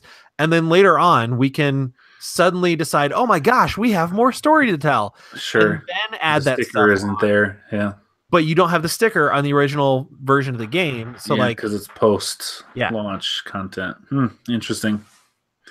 Yeah, you wonder if the sticker will change the way they do business at all. Interesting. Yeah, so we'll see where this goes. I thought it was a worthwhile thing to discuss and kind of get our takes on it. Obviously, we're all to the point where we're all adults. We can make our own decisions, and our kids are pretty well, at least Dave and mine, obviously they're a little older. They're pretty well versed in what they can and can't do. Not to say they haven't bought things without our knowledge or permission, because it has happened. And as Andy's kids grow up, our kids, unlike us, that grew up and it was first to us, right? And our parents were like, I don't know about those their video games. Yeah. What button do I? They jump with their controllers like this with their arms up in the air. They think that helps. Teaching my dad to play Contra was painstaking. Right. We grew up with it, right? So we thereby just osmosis and being around it, our kids understand it better than we did, and way better than their grandparents do, our parents. So, if you have responsible parents, and that's where it starts, right? Like any kind of organization, it's not their job to rule over what you can and can't buy. That's our job as parents to set that up. And each parent has their own decisions to make, and it's different in every home. But they need to know that we will take care of it, and then our kids thereby, that's our responsibility. Unfortunately, not every parent is that responsible. You'll have the 12-year-olds that their mom and dad will buy them GTA 5. Okay, great. That's your choice. That's what you did. That's all right. You could do that.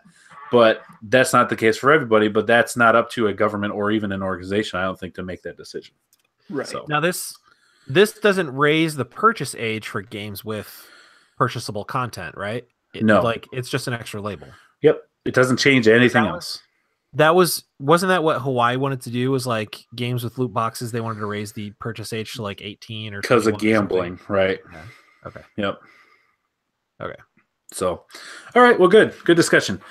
Two more quick things. Monster Hunter World crosses 7.5 million sold in just a couple months. Now, we just talked about Horizon Zero Dawn selling 7.6 million copies in 1 year. Obviously, that's one console. It's only PS4.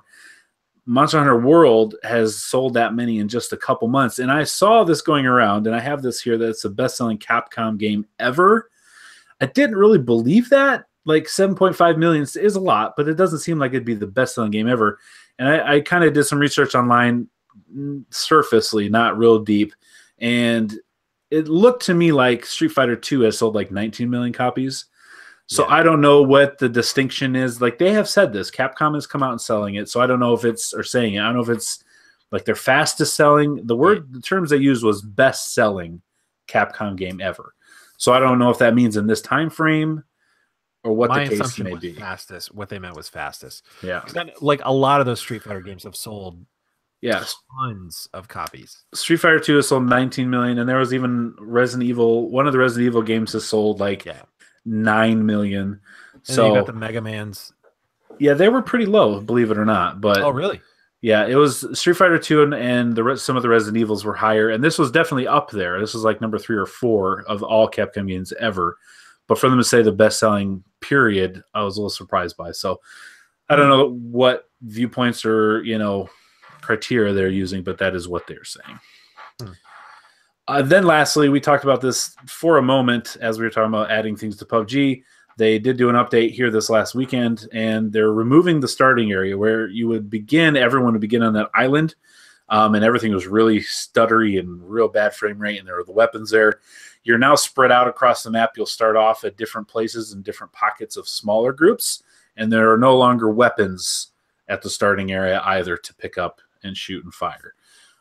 So they're doing that to help kind of smooth up the game. They're also adding an opportunity where you can automatically record every kill you get. So your DVR, the in-game DVR, will record every time you make a kill. So the last 30 seconds or so, which is kind of cool. You can turn that on. And they're also enhancing, as I mentioned, the sounds. So like when you're in a building and there's water dripping, it sounds really good. Like you can hear it a lot more. It's more distinct. And then the red zones, the bombing sounds different.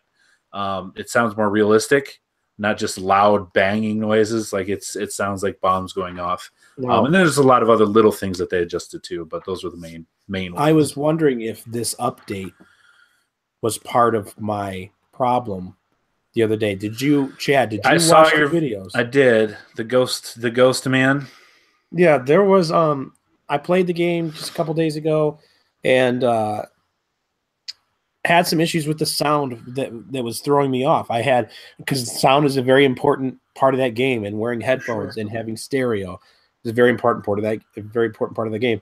And I was out near the beach. The final circle was down. We were down to like, I don't know, 8, 9 people, and I heard a vehicle, and it was the way that the sound was telling me was out on the beach. Mm-hmm. I looked. I was right at the edge of where the mountain or a hill met the beach, and then after the beach was water. I looked out and I saw what I thought was like dust or something, like a vehicle had driven by, and I could hear it like right in front of me, and I couldn't see it. And I thought, sure, I didn't know what was happening. It started driving. I thought it was going to hit. I thought it was an invisible car. It was going to hit me.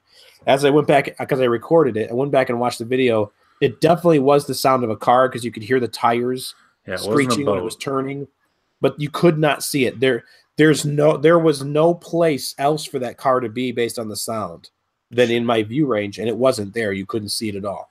Then not even 5 minutes later, I was laying prone, and to give you an idea of where I'm at, the beach is to my right, down a hill, and then there's another hill. I was right on the peak of a small hill, overlooking a bluff below me, and I could see a car, a Jeep. I was sitting there because I saw a Jeep, and I thought there's a person somewhere close by.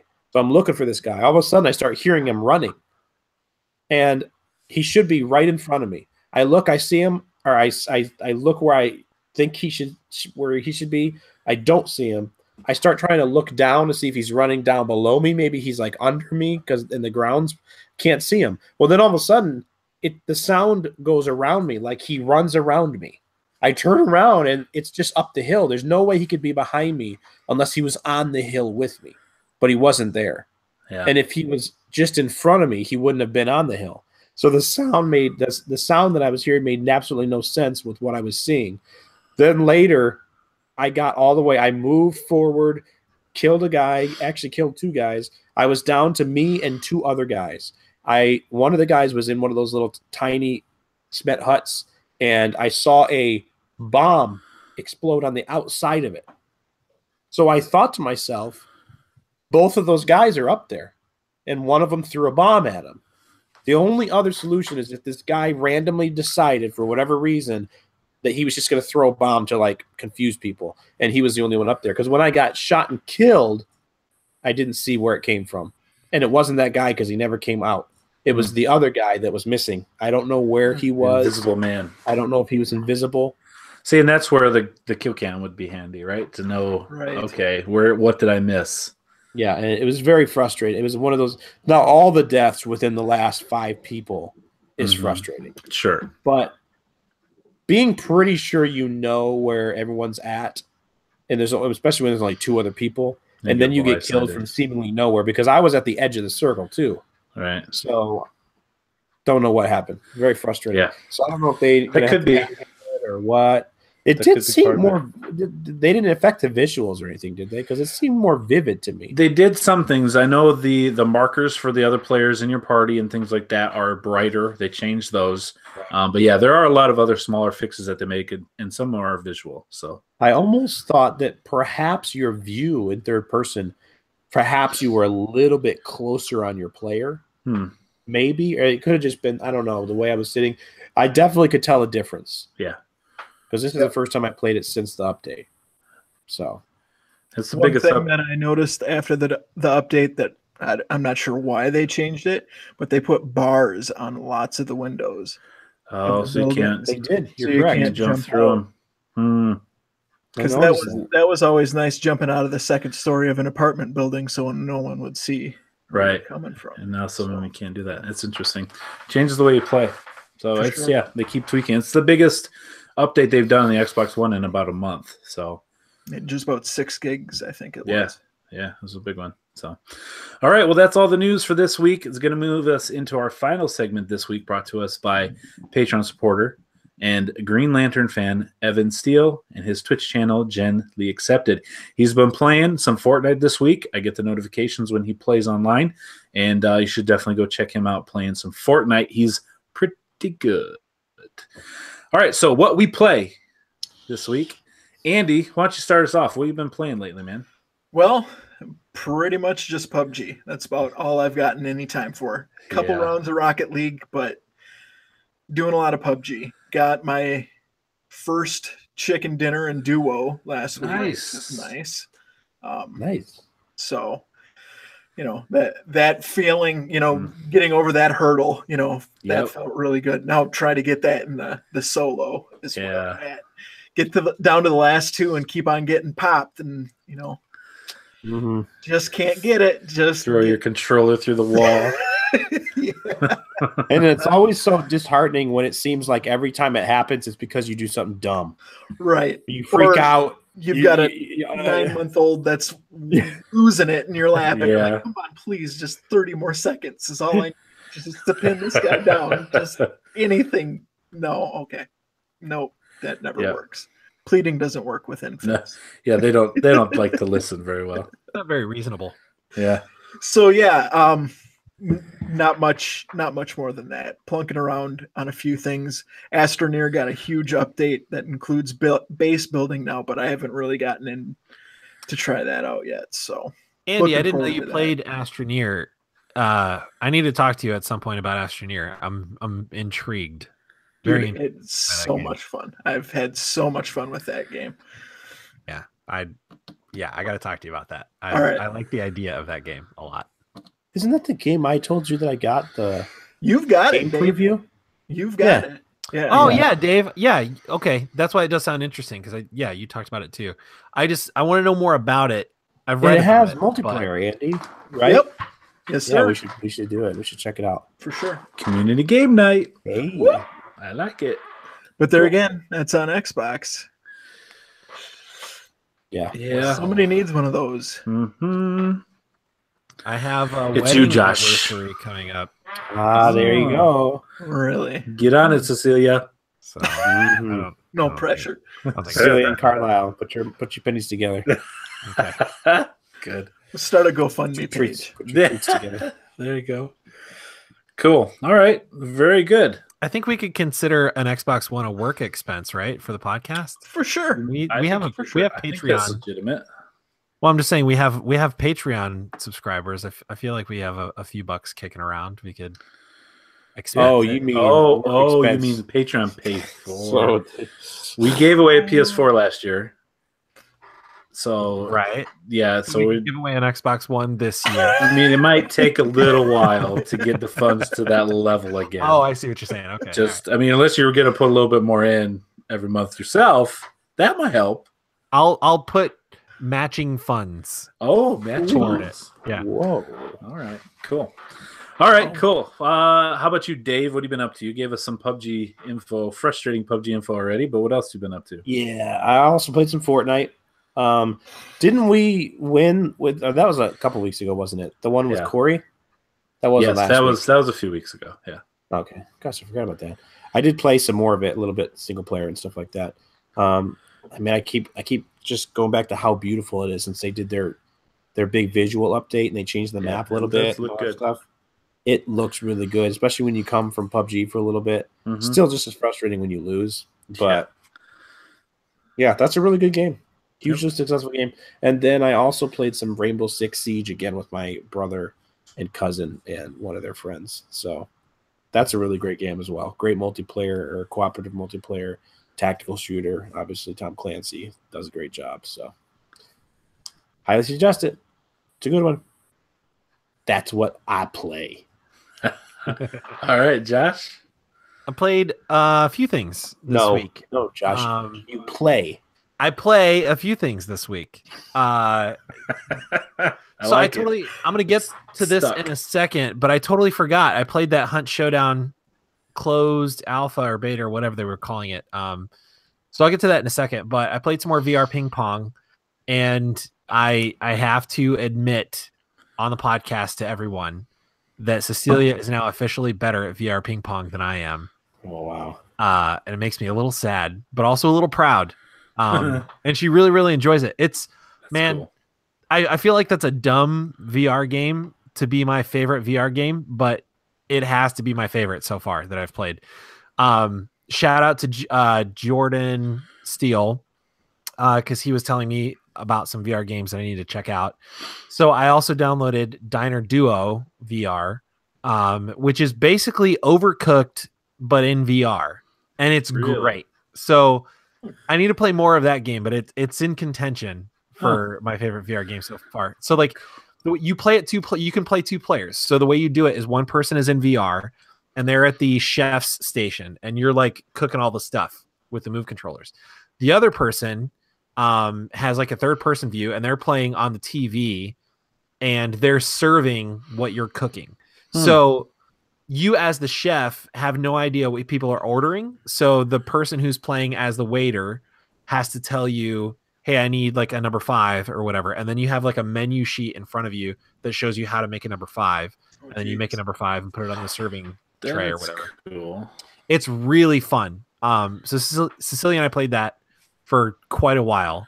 And we decided that I'm probably better playing as the chef and she's probably better playing as the waitress. We did switch roles for a while, but like there's very little like hand-holdy information in the game. So like when you visit a table and you figure out what they want to order, you can go back to the table to figure out what they want, but like there's no like heads-up display that tells you like what orders you have pending.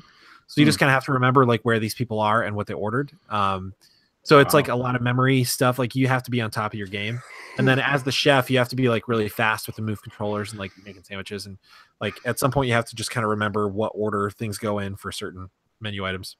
Sounds like work, to be honest with you. Like for real. For yes. For you. Like it literally sounds like my job. Yeah. If you had that game, you'd basically just be working more at home. But you could sharpen your skills, Chad. Yeah, sure. You want to work the next day. But it is a lot of fun for me who doesn't work at a restaurant every day. That does sound fun. Chad's like, I worked up to be manager, so I don't have to play this game anymore. No, this is Chad's way to get his hands dirty now, since he's the high and mighty manager. Exactly. And then I also played some Neo this week, spent some time with that. It's still a super, super good game. Batman the Enemy Within episode 4 finally dropped a couple weeks ago. So I played through that. I need to replay it because I was real sleepy when I played through it. And I don't do this ever, but I actually fell asleep playing this game some prompts. a couple times. So yeah, I missed some prompts and like I missed parts of the story. I feel like I don't exactly know what happened in this episode, so I need to go back and play it. But I did play it. 2 VR games that made me nauseous, I found out. One was Rigs. I could see that. I didn't even get to like play the game. I was in like the training where they're like teaching you how to move. And it's real weird because like you target with your head, like you have to look in the direction that you're targeting. And then there's 2 ways to move your mech. You can either do it with your head. Like if you move your head a certain distance, it'll turn your mech after a while, or you can move it with the stick. And by the time I got to them telling me that I had the option to move my mech with the stick, I was very sick to my stomach and I had to stop playing. It seems like a cool game. Maybe I can build up resistance, but like at this point, games like that make me very sick. Also, Windlands, which is another game that Jordan told me about. It's basically VR like Spider-Man. Like you have these grappling hooks and you shoot them out, and you're like swinging on these like floating islands. And it's a really cool. The graphics are pretty cool. It's a really cool idea, but it is what they call full locomotion VR. So they suggest you play sitting in a seat, and I'm assuming that's because you could very easily lose your balance. But even sitting in a seat, like, and they give you some options. Like they say, if you are prone to get sick, like here are some options in the game that you can use. So like, if you tend to get sick, like you can have a cage like around you, so like it looks like you're in a cage. So like, I guess it's more for your like visual. Like it seems like you're sitting on something, so it's less reason to be sick. So there's a few things you can do, and I did most of the things. I turned on most of the options, like if you get sick playing these games, and it still made me a little sick to my stomach. So I want to spend some more time with it, but it's a cool idea. And then lastly, I did play that Hunt Showdown beta a few weeks ago, 2 weeks ago, I think at this point now. It is in, I think it's in early access on Steam now. I don't know if it's fully released yet, but so Hunt Showdown is basically a lot of this is going to be echoing what man, I always forget his name. What's his face said on Giant Bomb? If anybody also listens to that podcast, was it Jeff or no? Jeff Ben. It was Ben. Yeah. So the idea of Hunt Showdown is sort of like if you took like a battle royale style game and mixed it with Evolve, sort of. So there are like you get placed on the map in teams of 2, which is your only option as of now. And so like if you can't even just choose to play single. If you're playing by yourself, you'll get teamed up with a random person. So you're in groups of 2. Constellated. Yes, you get constellated with another person. Nicely done. Boom. So the whole point of this is that your team of 2 is supposed to hunt down and kill the target first. And then once you've killed the target, you collect a token from the target, and then you have to find an escape point on the map, which are always in the same place, and escape the map. So if you escape the map with with the token, you won that round. So among all of this, like in order to find the target, you have to find clues on the map.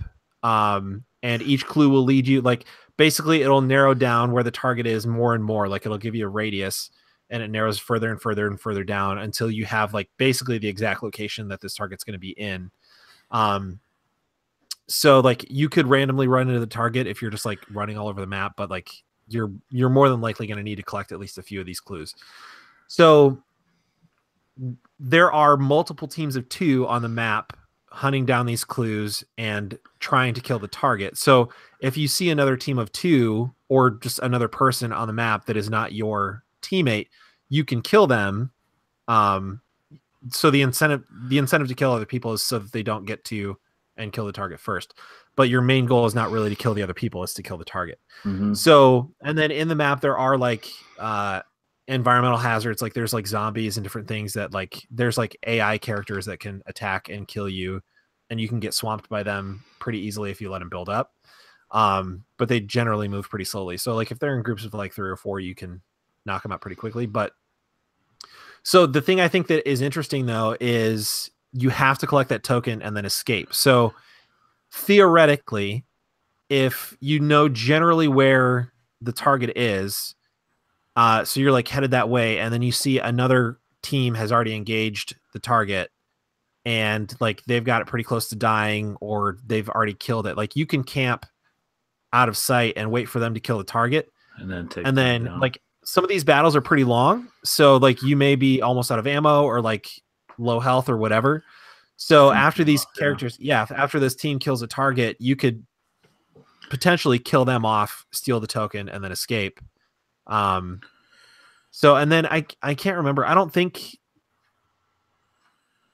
I think the game does sort of the same thing with you as the player that killed and then collected the token, wherein like it tells all the other players that are playing like you're in this general area. And I don't think it like pinpoints you. I never killed the target and collected the token, so I don't know exactly how that works, but yeah, it is like I like the different elements that they've sort of mixed together to make the game. It's really interesting, and it's got like right now there's only one map, but like the aesthetic is pretty cool too. It's like mid 1800s, like very Civil War-y, Wild Westy type aesthetic. Yeah. A lot of the weapons are like single shot, or very slow. So it's like it's hard to if you miss a shot, like it takes some time to reload and then take another shot. Right. But the other thing that's cool is you have an overall like persistent account, like experience level that you're building up. But if your character dies, like it's dead. You don't have a consistent character. So as of right now, it sort of randomizes which hunter you are. This is still pre-release or early access or whatever? I think it's still early access. I don't think it's fully released yet, but I've watched some of it. It does look very, very different and interesting. It's cool. It's like it's one of the few games like this. Like I like Fortnite and I like the idea of PUBG. Those are interesting to me, but like it takes us like I don't know. The game has to offer like something different for me to like be sort of interested in it, and this is a multiplayer game that is different really for sure. Yeah, cool. Yeah. Very neat. All right. Anything else for you? That's it for me. Okay. For me, quickly, I did some PUBG. No surprises there. I have been not as successful as of late. Lots of 30-some finishes, some high teens. A couple top 10s, but not as many as I'm typically used to getting. So Fortnite, been playing a little bit more of that. My son, I think I mentioned I bought him the Season 3 Battle Pass because he shoveled the driveway a few times. Oh, yeah. And that kid is playing that so much. He's 12, and he plays it a lot. I wouldn't say he's good, but he just loves it. He just has fun. And, he plays with some of his friends, and they just go nuts. It's pretty fun to watch him play. I also played some Kingdom Hearts 1. I asked for some help on where to go, and I got help from a friend, Andy, who loved those games. Different Andy, who loved those games back in the day when he was a kid. And he's like, oh, man, he doesn't have a PS4, but he suggested the remix 1.5 plus 2.5 remix, and that's what I bought. It was at GameStop for $25, and I put it in and I started it, and straight up Kingdom Hearts 1 is where I began. So I'm barely into it, barely started to scratch the surface, so I will give you some more in-depth thoughts on that in the future weeks. But the big thing I did is I finished Shadow of the Colossus. Nice. Rolled the credits on that game, so I'm not going to spoil anything because I know this is it's like a 15-year-old game. I realize that, and the game is the same game. But I know for sure Dave is playing it, so I don't want to ruin it for him. But there may be some other of you that are out there playing. I will just say that, man, what a great game. I think it was like 5 or 6 hours is all I put into it. Like each Colossus is kind of like a vignette, just like an individual story. It's not a story, but an individual interaction. And they can take, 5 to 10, 12 minutes each about. And then the time to get to the location and kind of figure out the puzzles sometimes of how to get there. But the spectacle and the size of these creatures is half, like, I'm just in awe, especially a couple of the last ones. They're massive. And you're like, okay, I have to crawl, somehow get on that thing. find its weak point and stab it to death. And using your environment to get them to, whether it's hit the ground to knock a brick up so you can jump higher, or for them to knock something down that falls on their head, whatever the case may be, there's some kind of puzzles that go there. And it's fun. And I never played it back on the PS2. I had no idea how it ended. I will say the ending. Okay, Dave, you need to finish this because we need to talk about this. Because I have thoughts, I have questions, and I need to speak to someone about the way this game ends. So we'll do a spoiler section at some point in the future because I don't know how to feel about this game. So interesting. There you go. All right, I'll try to finish it this week.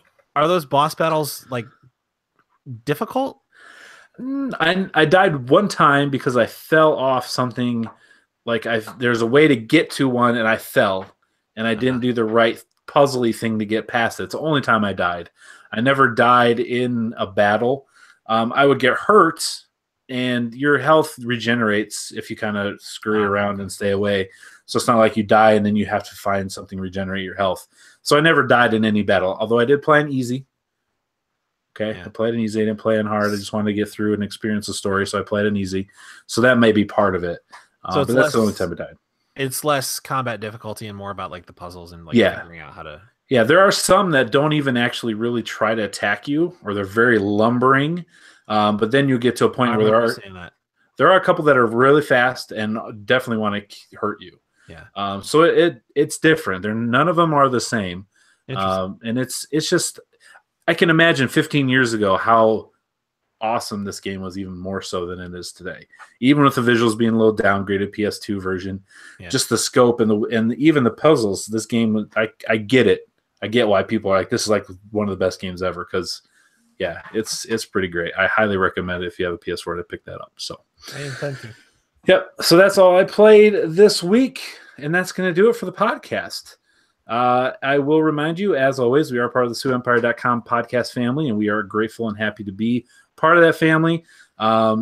Please check them out. Please check us out over at patreon.com/South Dakota Gamer. Check out our YouTube page, our Facebook page, and all that to keep up with us and the news that we post. Josh was on top of a lot of good news and deals this week, so it's definitely worth following us on Facebook. Andy, thank you so much for your patronage. 1, 2, for just being a great guy, and 3, for joining us here on the podcast. It's been a pleasure, man, to have you. It's been unreal. A dream that I could have never realized. Oh, here we go. Wow. Here we go. Tell you what. This, you guys, I enjoy it every week. I think it's fantastic, and I think it's a trip to actually be involved in it. So awesome. Thanks. It's awesome. Thanks, man. It's awesome. I'm glad you got to stick around for the whole thing. Yeah, me too. Thank you to Andrew's wife. Yes, she. Yep. Did we have a close call? I feel like we had a close call at one point. I saw like some signaling happening. Well, she thought that I was just playing games. Hey, I was dodging responsibility. I mean, there will be some after this. So, well, I do plan on cashing in. I do have tomorrow off too. So there you go. Right on. Well, happy birthday! Thank you for helping us out with the podcast, and thanks for you being having me on beat this week. by a few months, Andy. Just a few. Well, October 3rd, 82. I know. And I've got you guys beat by a couple years, so we're not going to talk about that anymore this week, though, because this is not the old man podcast. This is the young, cool podcast all about video games, because we're awesome and cool. Yeah, it is rad. 2 years away. 2 years away from living the dream, from being awesomer than I am today. All right, well, that's going to do it for this week. Guys, thank you so much for joining us. We'll see you again next week. Bye. It's a piece. Bye. Of a pizza. Yeah. There you go. Yeah. Thanks, you two, for joining us. If you stick around this whole 2 hours, you guys are the best. I asked you to thumbs up the video last week and immediately got a thumbs down. So I'm not gonna ask for Isaac. Right. I'm not gonna ask for thumbs up this week. Hey, YouTube, thumbs down this video. That was Isaac. Reverse psychology. Don't do that. That will happen somehow. Right. They'll follow you in that one. Don't do that. Bye.